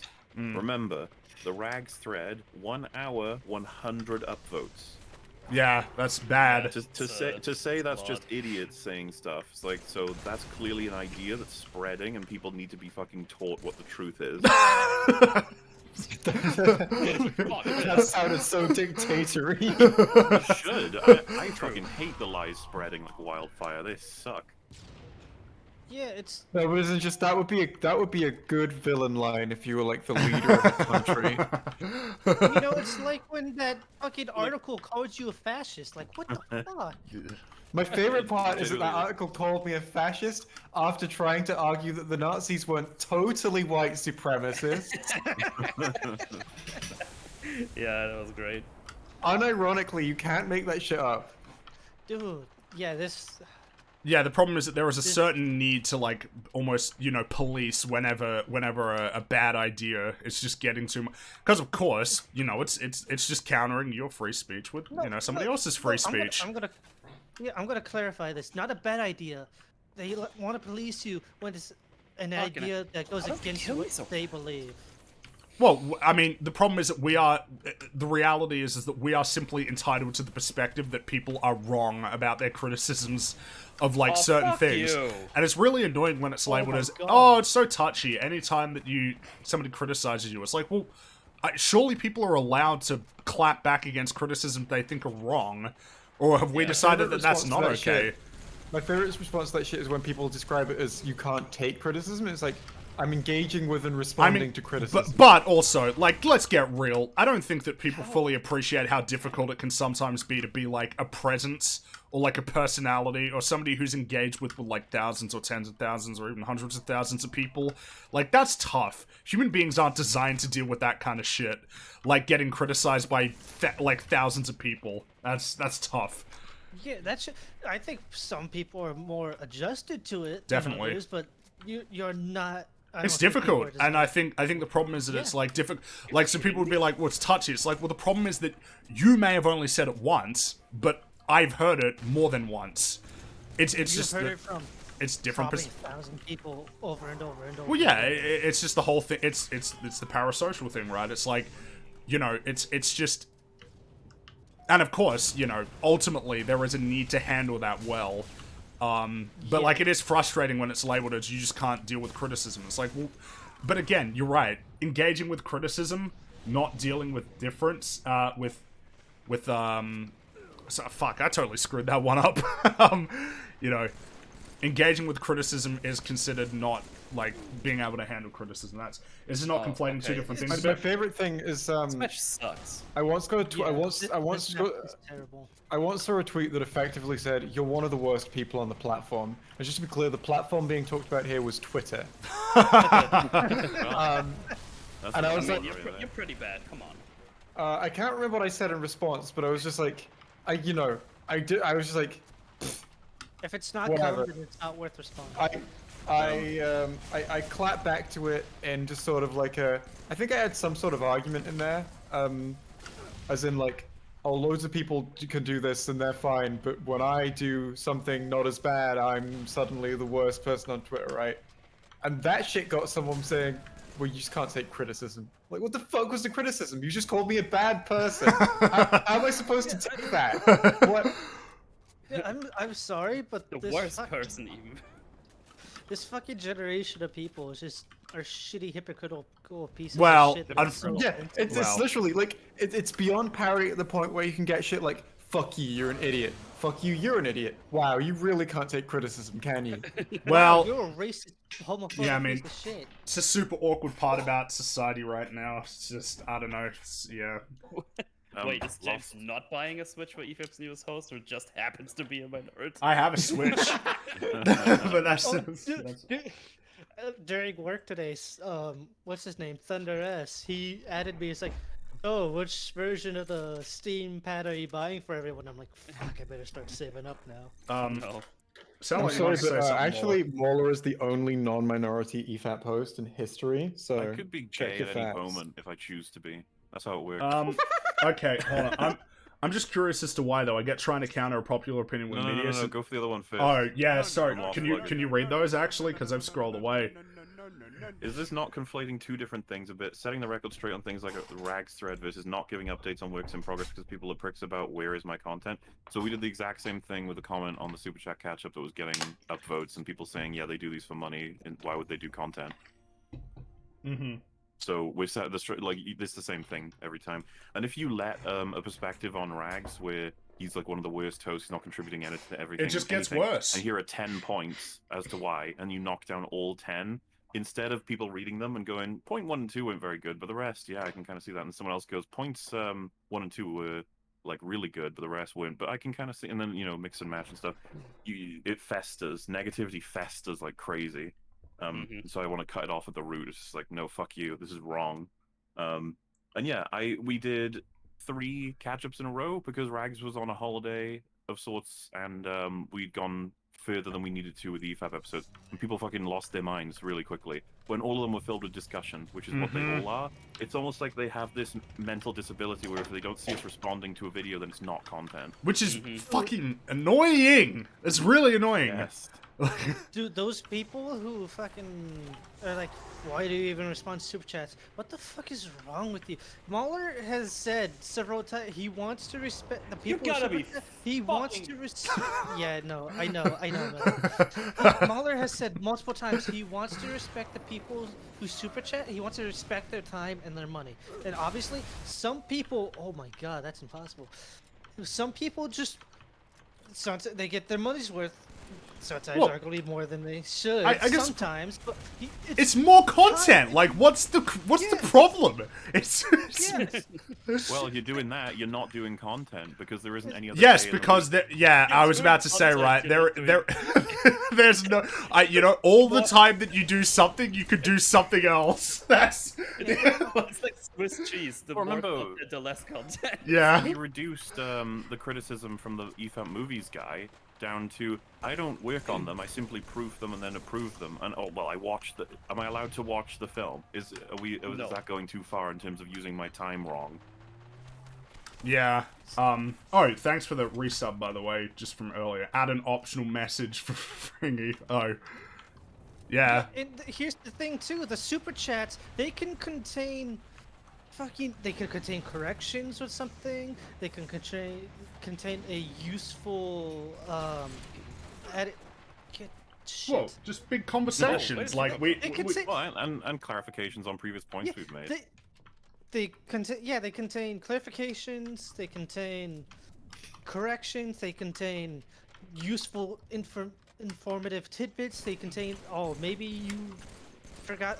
Because I've noticed that sometimes when you're talking about something in a piece of media, you would skip over something important that happened. For like in Army of the Dead, for example, when the president is talking about how he wanted to nuke the city on the 4th of July because it would be pretty cool. He mentions in that same broadcast, because that happens midway through the movie during when they're trying to break into the vault, that he doesn't want to push it back because they believe it's good. Because America believes that it's going to be one of those things where they just keep pushing it back again and again and again. So he pushes it forward a day, and that's what reduces the time. And sometimes you just miss little things like that. It's not. I don't think it's a big issue. It's just a small correction. and that's one of the things that's super. It's more content. Like I feel like I can't get past that first one. It's like, Yeah, Well, the thing- it's The content. thing with the thing with reading super chats as well is because like people send super chats now with the understanding that you read them all. So if you suddenly stop reading super chats, yeah, that would be really like scummy. well, it'd be unfair to certain people for no yeah, reason. because people have donated money, essentially paying for a service that they understand they're gonna get. Whereas like this is at Apparently least call it going to be scummy. read out, and there will be a reaction to it of sorts. That Also, one of reaction the- might just be, yeah, but you know Well, there one of will the be. sponsors said they were like, I feel like you guys would be complaining more if they ignored all the super chats. Yeah. Yeah. I mean, like, if you were going to, Well- if you ever wanted to stop reading all of the super chats, then you would have to announce that in advance and then read all of the ones that you already had, so that people at least understood that this is no longer how it works. It was a suggested compromise of like only read the ones that are actually like worthwhile, and it's like, oh, you mean like the questions, then answer them, and then when it's just like we just kind of skip over it, like we literally do right We now. have to read them all anyway to know which ones are or aren't Yeah. skippable. Skippable, Stupid. Yeah. Yep. And I- Think for one fucking second. originally I didn't like the fact that you skipped over people's names in super chats, but now I'm like, you know what, I understand it, because there's some really fucking stupid people who leave some really stupid and slanderous shit, And like, yeah, you leave those names. It's better to leave those names out so they don't get mass harassed. I think that's better. Yeah, it goes That's- both ways. No mass Yeah. harassment and no mass celebration based on someone giving money. Yeah. Yeah. We're all in a level playing field. We all get talked. You say what you wanted to say. We respond to it. Which sometimes feel like that's my fault because I just donated so many 100s consistent. Well, it's the whole reason why there isn't an EFAP Patreon that says if you pay 100, you get to be a guest. Yeah. We would be making a lot more money, but it's not. It's Or not conducive to the alternatively, if we quality had of the show. thing where it's like, if you donate, you need to donate a certain amount of money, and then you get, you know, then we'll acknowledge it. But if you Like- donate, oh god, I drove over a landmine. That was really stupid. You know, as opposed to the Yeah, like if you like, you know, like I feel like a lot of shows would get away with doing something like, yeah, we're getting too many super chats to read Dude, them all now. it's out now, common. So we're putting a minimum donation on the super chats that Yep. go right Yeah, now. it's socially accepted to do that. it is, yeah. Yeah, and that sucks. Like, what's it called? Is it Like- Starting Cast? They completely ignore all super chats. I'm like, wow, that's Well, kinda I think shitty. that's better than putting a minimum donation. You know on, what? Yeah, I'd say it's better to ignore them outright or respond to all of them rather than to respond to some of them And based if on how you're much going- money you got. Yeah. If you're gonna say we can only respond to a certain amount, then I would be like select it by the first however many that get in the stream rather than amount of donations or whatever. You know. could have a third party cycle through them while you're streaming to collect up the best ones for Mm-hmm. you. I guess. That's another option. But then I would feel that I think it's best to do it with a clear cut, either you will get it or you won't thing. Right. Like, I feel it would feel scummy to me that someone's donating for a chance that their super chat gets read. I get Whereas that. I if guess the it's problem. the I first- guess the problem is that if you set rules, that people will know how to exploit those rules. So if you say like only in the first hour, you just get them all in the first hour, and then like, Well, and so then if it it's doesn't in, fix like, the problem. We're only going to read out the first 50 super chats, Oh. then you'll get a load of super chats real quick. But Yeah, I guess it's the problem is that there is a potential issue there as well. It's just difficult to say. I'm not sure. I like the way that we do it, where we just try and respond to everybody. Like, yeah, but like like- if you got like. well, we If- get a if you shit got, like, ton. blew That's the fuck up like way bigger, and you had like 100,000 live viewers an episode. oh You well, would not be able to read out all the super chats. No. no, I suppose Yeah, not. we, Yeah. we would have to change the format at that point. What would be your go-to format if you got like just an implausible amount of So, super chats to read? If we were at that point, I might have to just stop production on everything else, and we'd have to do offline recordings for Super Chat catch-up in the week before we start the next live show to try and Is catch that- up with all those questions. Is that just what you would? Surely that wouldn't just be like your permanent thing though. Potentially, it depends if it works. Make better media, GGBM. Thanks for the subscribbles. This guy's a good Yes. way of doing it. He reads 20 and up first, then reads every other one at the end of his show. I think ours is better still. Yeah, it's There is no bias based on how much is given. I feel like that's I feel like there's no way to argue against that being like the best way to do it, at least in terms of fairness to the audience. I'm confused why they suggested that that's a good Yeah, system. didn't we Why is it just good say system? like a minute ago that it's bad to like discriminate, you know, in terms of like the Yeah. treatment based on how much money is given? All you've done, instead of reading them chronologically, is tell your audience to pay you more. $20 and then Yeah. you get read first, yeah.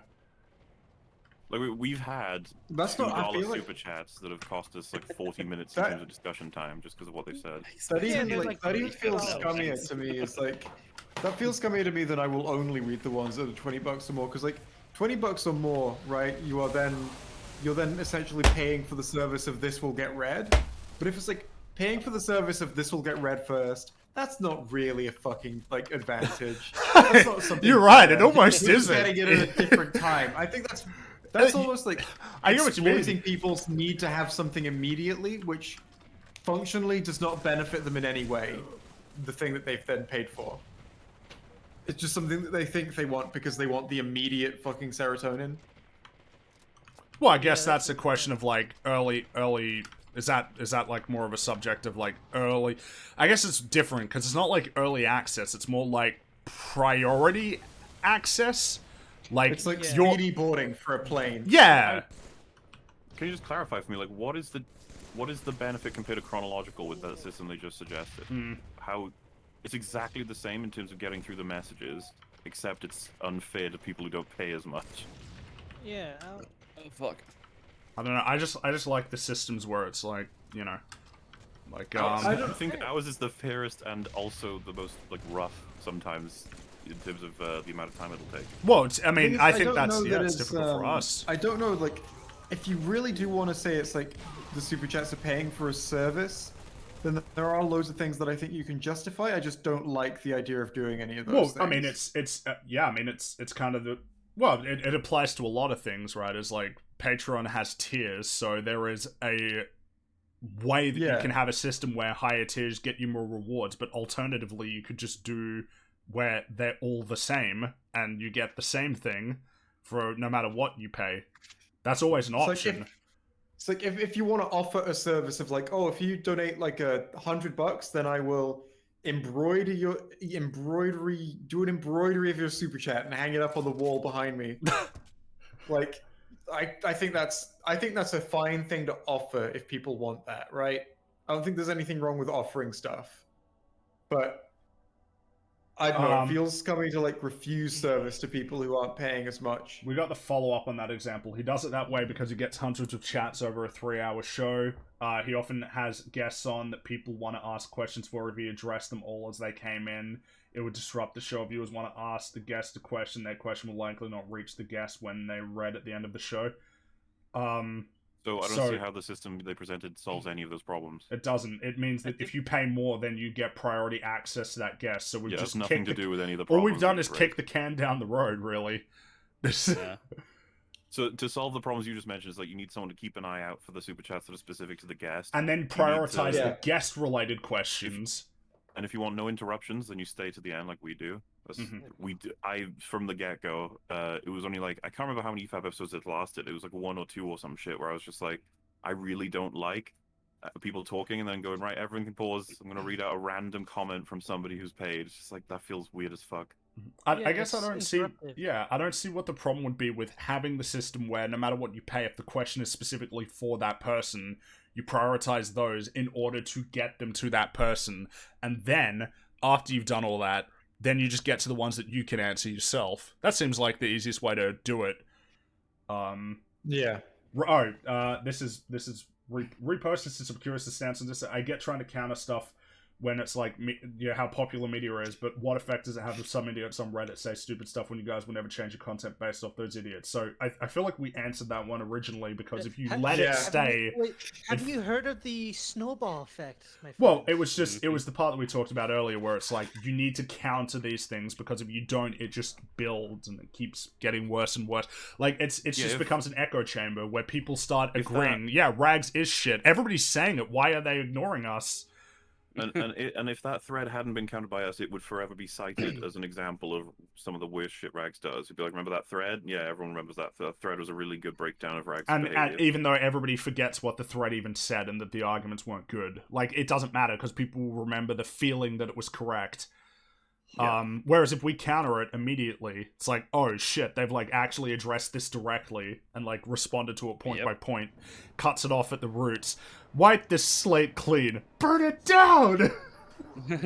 Well, here's the thing too. Like, I'm gonna specifically with Rags. Everyone loves Rags for his confidence until it's something that they like. And as soon as it's something they like, they start complaining. But Like, also why are just- you so aggressive about it? I feel Why like are you-" the big fundamental part is Rags is like a core part of the show. Yeah. Like I don't see how you can like EFAP and not like Rags. He's a He's only core been part there of the since, show. like, episode 1. Yeah. It's not really core. But it's like, Literally on to 3 years going now. yeah. Oh, yeah. It's been that long. even- Holy shit. Can't even count that far. Oh, fuck. Oh, you were talking about the people who say you shouldn't do super chats? Well, again, it will be the same thing. It will fester of like, oh, yeah, they are greedy. They're just it doing was- it for money. That'll It was definitely 10 fester. upvotes soon after the Super Chat Catch-up was uploaded. So people were pushing that up like, oh, I'm fucking tired of Super Chat Catch-up. Can you please not read every sycophantic comment that comes in? And Which is like, Jesus Christ, what is your understanding of the situation, you crazy Yeah. person? It's so funny because everybody talks about how scummy everyone is and stuff and shit like that, and then you have like us reading everything from people that give something to be fair, and then people say like, "Oh, just stop being fair." That's Yeah, annoying. and It's like, oh, We Yeah. said okay. this before, we're getting the short end of the stick both ways, because now we're getting, Yeah. it's being said that we're doing that for money. even though we're making less money than we could be if we did it a different way. So it's like we're doing the right thing and getting penalized for it. It's Dude, lame. If we started saying, we will continue the system, however, every super chat over $50 will be read the moment it's sent, we will start getting a lot more $50 super chats. Mm-hmm. And there's going to be someone out there who's like, oh, I want to, oh, they're talking about blah, blah, blah, and I think they're wrong on this thing. I could just send the $20 one, but if I send the 50, they'll talk about it right now. Mm-hmm. Tempting, tempting. Yeah. And then when we get 150s, we'll be like, now it's up to 100. You have to pay 100 if you want us to address it fast. Yeah. And then, of course, somebody said, well, that's their responsibility. It's like, yeah, maybe, but I don't want to, like... Well, so are again, mobile games. well, yeah, that was my immediate point. It's like, it's people's responsibility not to gamble their fucking life away, but, like, still, people do it, so... You know, like, I don't want to contribute to something that... yeah, like, there's no reason not to try and do it the most ethical way, but it'd be nice if we didn't get shit on for it. Yeah, I don't. I enjoyed the noise you made halfway through that sentence, Frankie. Wait, what noise? I didn't... I don't know, it was like sort of yeah, like it was a good thinking noise. Good John, thinking, John guys. Ellis Bush with a good point there. If I sent Gooby Man for £200 and then someone sent someone insightful for £4, it's not really fair that the nonsense is being read out and theirs isn't. I don't know. I think Gooberman has a lot of good. Gooby Man is funny. I feel like we could spin that off into something fun. I really like the idea that someone sent you £200 to say Gooberman, and that's it. That's... You have to see. You have to see this right now. Here's £200. Goober man. Yeah. I almost feel like that's like a responsibility to do. Oh yeah, like if I have like insane amounts of excess income that I'm just like, yeah, I can like spend £200 on a joke Yeah. that's not part of my content, then you know, sure, that would be like I don't remember what I was gonna say when I started the sentence. I like... Good job. I think Baller would definitely read out a joke when it's funny. I'm trying to figure out what the most I've spent on a video now is Well, the now. other thing we do, we read out stuff from chat Oh. in general if we think it's relevant or interesting. Mm-hmm. So I know I know almost exactly how much I spent in one stream. Oh. It's Oh, no, I meant on like one of my own, like to make a video. I think it's the Doctor Who one, Oh. which had the intro sequence, which I commissioned for £80. Oh, I just remembered something now. You reminded me about responding to chat. I remember seeing somebody claim that us responding to messages in chat was like giving away free super chats. Baffling. That was Nice. honestly baffling. Like that we would be encouraged to not talk to people if they haven't paid. Dude, that's just like paying people salty that like other people have it as good as like. Hey, chat, kind of, chat, yeah. I'm not going to reach you anymore. You have to. Well, yeah, give me exactly, right. That's 10 bucks each now. and I'm oh, just like gonna close chat and excuse just read me. my alert box. Excuse me, I'm paying for this service. Why do the hey, common folk all right, get it as well? we're going into sub only mode, okay? Okay, we're Oh. gonna. emote only. Everybody, Emote only. everybody in chat is being an asshole, so we're only gonna go into sub only. That was a To answer a DSP. question from chat, the Lions, sorry, the Tiger versus Grizzly thing, that all spiraled out from a $5 super chat. Yeah, and I don't want to miss out on that. I don't want to miss out on a really cool topic because it was only $5. It's By the okay way, with me I to say get there. this. Well, yeah, and if I was, this is the other thing that we do that I guess I should probably have to point out, because I don't know if you noticed, is that most channels, and I'm talking fucking 100% at this point, will say, I will catch up on these in like a solo stream, I'll just read them out. I try to make sure that at least Rags or Fringy are going to be there, not just me. And if not, both of them, and then if not, all of us, like as a 4 as well. And the point of that is so that your messages are intended for the main hosts, not just me. And so you get the conversation. Instead of me going, who would win, a grizzly bear or a lion, I think the Those original ones question suck. was. And if I go, I guess a grizzly bear from my understanding, and then I read the next one. And it's like, okay. Yeah, you're not really getting what you are. Though, of course, admittedly, it's contextual. It if you depends send on it, who's there, but- well, yeah, exactly. Like if you send a message Trying to get to, it so that you guys are there is another thing that impedes my, ability. Well, to because get you rid of can't them do it all the quickly, time. but- Yeah. Yeah, and I don't think that's appreciated either. Like in terms of comparison, like This is we the- do these things to try and give the best quality responses. This is the Well, pity just give me party $10 stream now. Read my chat earlier. Well, I just read that one. You have to give me another 10. Sorry. Wait, did you actually write a message though? Did you write a MS? But if you don't read my comments, I'll buy a ticket and invade every house in Germany until I find you. Skybox you is smoke beautiful. a cigarette and leave. Can you at least bring some beer? The Skybox, it's so good. This game can be Oh, beautiful. fuck, yeah. I got so distracted by the Skybox I walked out of the battlefield and died. See you there. Well, I think the fool. filter's kind of lame, but yeah. I just like the this is I'm beautiful. on a killing frenzy right now, and I have a shotgun and an energy sword. Yeah, I don't know how the fuck Hmm. that That explains how you're on that killing spree there, yeah. So here's the thing: I'm playing on a controller with no auto aim. I can't. My sensitivity is fucked because I can't decide what's what. So I'm just constantly swapping between the two. Right now. Oh shit! Thank God for a teleporter. Oh shit! I died. They rocket Oh. me. Oh man. That was a great oh shit. I just want to appreciate the quality of that oh shit. Now they have like a fully loaded. Like, oh my God, that's that's like so much- the kind of sample that's the kind of soundbite that like you're looking for in Yeah. 2011 as a dubstep drop. Well, you are fully welcome to use it anytime you want. I don't make dubstep anymore. Anymore? What are you not Oh, telling you- us? Fringy, hang on. Are you- Oh no. Okay, here you go. You can use it for a Here's my dubstep channel, Fringy. Oh my god, I need to listen. Oh, that's right, because you have FL Studio and you did the composition for the do. Doctor Who video. Yeah. God, that reminds me, I need to try and do some more compose. I bought the goddamn mini keyboard. I don't want this to be another one of those stupid decisions that I made where I bought something that I don't use. I don't do that often, but when I do, it's really upsetting. You're welcome to use that for a reaction. So- Oh, well, I mean, I'm not going to be using it to make dubstep. That ain't. Yeah. That ain't my agenda.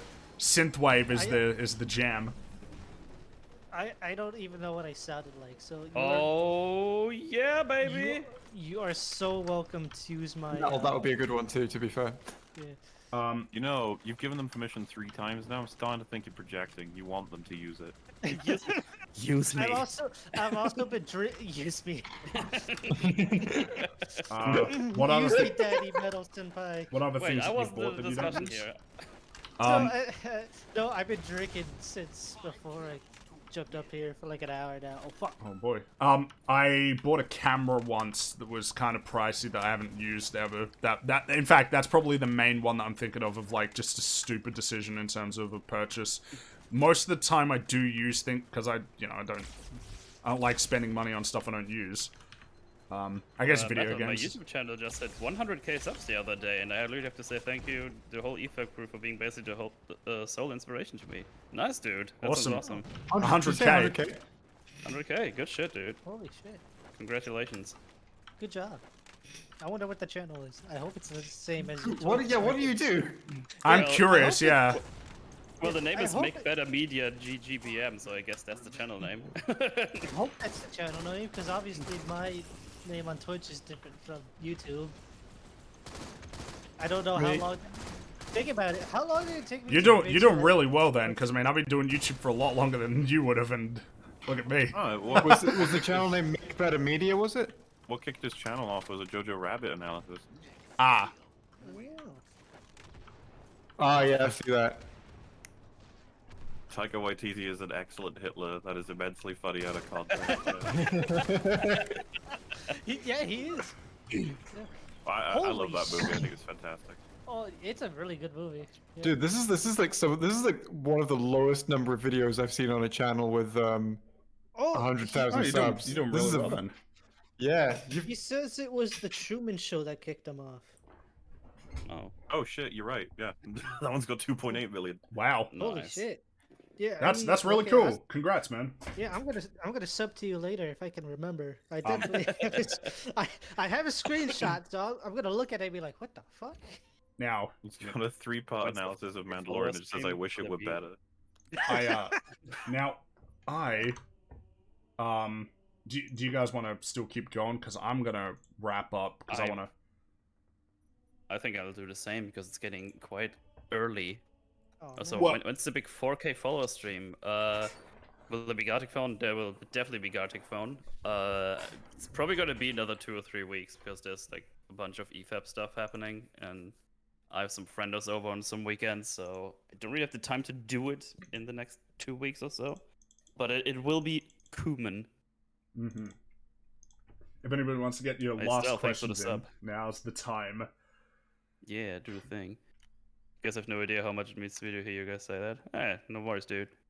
Yeah, no, good. it's really Always- cool if it's always- doing well. Yeah. Yeah, What's it called? Make Better Media. Yeah. make better media, yeah. No To add to the spaces. Tiger versus Grizzly debate, a big deciding factor is the level of brutality that is seemingly exclusive to omnivores. Omnivores, there are videos of that's 2 words, supposed to be 2 words. Seemingly Oh, exclusive to your Truman omnivores. Show There are videos showed up of- in my recommended. Yeah. Yeah. It's fine. I wasn't reading anything or something. Go it's ahead. okay. Go ahead. There are videos of bears just eating their prey alive, pay no mind to its scream and attempts to fight back. Damn. Oh god. I must have missed that debate. When did that happen? Is that after I left last EFAP? Oh, Bears versus Tigers. That was yesterday Oh, or the okay. day before that. Wait, the day before that. Yeah. All right. People are releasing reviews of Suicide Squad. I need more time. Wait. Oh, they must have gotten their early access or something. 'Cause that movie's I need still more not time out before I yet. have to see that movie. I can't. It's not out yet, is it? Yeah, that movie doesn't come out until August 6th. Yeah, I guess I got Oh. early access. That is really early. That is. How are the reviews looking? How was are they good reviews? I don't know. I can't see him. Wow. I have that Grunge. I have that fucking in my calendar because I want to watch it the day it comes out. No. Where do you upload the recordings? Let me give you the.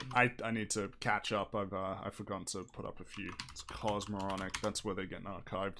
Eventually there'll be highlights whenever I get around to doing that, but not right now. So that's where you go for the Highlights are archives. fun. Highlights are fun, but they're like effort. That's work. And I need to Yeah, work Mel, on was other the things. nice highlights. Why don't you do any work anymore? Okay. Wow, M cheating on me in Fringy's chat. I see you there, M. You piece of shit. You I thought that motherfucker. was exclusive to me with the whole emote. I'm so upset. Oh, I think this is the first time M has heard my voice. Hi, M. I don't see you because I'm looking at Meadow's chat. Friggy and Muley, you guys have recommended to watch film shows with friends because it's very beneficial to be able to discuss what's happening. I agree, but I don't have people around that want to sit for hours on end and binge shows and discuss. So by myself, would you recommend I watch through the thing first, then go back and analyze or try to take notes and break it down as I go? Oh, do you mean like if you want to critique it for yourself and if nobody's available, then you kind of have no choice but to do it by yourself? But I think that's totally fine. You just got to pay hyper close Totally, attention, and, go over it again. Yeah. From what I've learned is a bit of a dichotomy, I think, from how I watch Buffy and Angel with someone all the time when I go through it with them and talk about it all versus hearing people come away from it having watched it on their own and being like, I didn't get a lot of blah blah blah, or this thing didn't, it was fine. I'm just like, maybe everybody should be watching it with somebody and just discuss it. There's a lot of stuff that happens in that show, and if you just sort of blast through it, you might miss out a little bit. We'll make something eventually, like the It Hill House thing for Buffy. It took me 9 months to watch the show. I cried so many times. I love that show. The- One day, Mel, can't- you'll see it. yeah, I don't yeah, believe can't you. believe me. I still don't believe that show is real. I think it's all fiction. That show doesn't exist. Oh yeah, it It's is all fiction. It's a fuck. Frongo, do you know any good video editing tutorials? I'm sure there are plenty out there. I don't know any specifically, but for like Vegas and Premiere, there's plenty. You'll find something. And also follow up. I don't know if you guys care about this, but what are your thoughts on the whole popular versus genre fiction versus literary fiction conversation? I don't care. I don't even know Wait, what that what is, is- but I feel like I don't care. What is that? Yeah. Like. Yeah, I don't know what. What is literary all right, so literary fiction is Credited? regarded as having literary merit. What the heck? That's shit. Fuck. I don't Fuck care this about that. conversation. I don't care I don't about that want- just- distinction. We skip that. We skip So- that. Yeah, skip yeah. it. You know what? It resembles things that have been good in the past. So people think that because it has superficial elements of things from the past, that means it's intellectually Yeah, more so- valuable inherently. So what? That's what I. This is what Wikipedia says. It's a term used in the book trade to refer to novels that are regarded as having literary merit. Merit-related terms are high culture, highbrow, and taste, while literary fiction is generally regarded as superior to genre fiction. The boundaries are not fixed, and major literary figures have employed the genres of science fiction, crime fiction, romance to create works of literature. Yeah, I don't care. I don't care about forgot that. the first half you just read already. Yeah, I don't. Yeah, I don't care. I just straight up don't care. Because earlier Metal didn't. I'm not sure if he read it or not. He certainly didn't get to say it. That Warner Brothers had before they released their movie called Thumbelina, they had test screenings of 2 versions of it. One they played it normally, and most people are like, oh, it's an okay movie at best. And then the second version, they put the Disney logo in front of it, and everyone loved it. Huh. It's like, what the fuck? It's That's interesting. Solely because it had the Disney name on it. That is interesting. It was really interesting, yeah. Which, by the way, that movie came out in I think it came out in the 90s or something. And looking, 20 years later, that's basically what everyone's doing now. Is just sucking Disney's dick. No Big matter old what shit comes on. out. Ew. Um, I'm gonna suck it all out of But, Disney's dickle. yeah, I'm gonna wrap it up there. Thanks for the subs and donations, much appreciated. I guess Metal probably the Yes. same thing. goes for you. Yeah. Same here. Um, Ditto. There's new comic pages out on Twitter. Please look at them because I'm happy Look with at them, how they're it's funny. going so far. It's we're building up, we're revving up, we're building momentum towards a big payoff. Kind of. Oh boy. And I hope there's gonna be a multiverse of the pandas multiverse or of something. fringness. Nothing of that sort. But yeah, keep an eye out. New stuff soon, maybe. All right, see you later. Yeah, catch you Bye. later.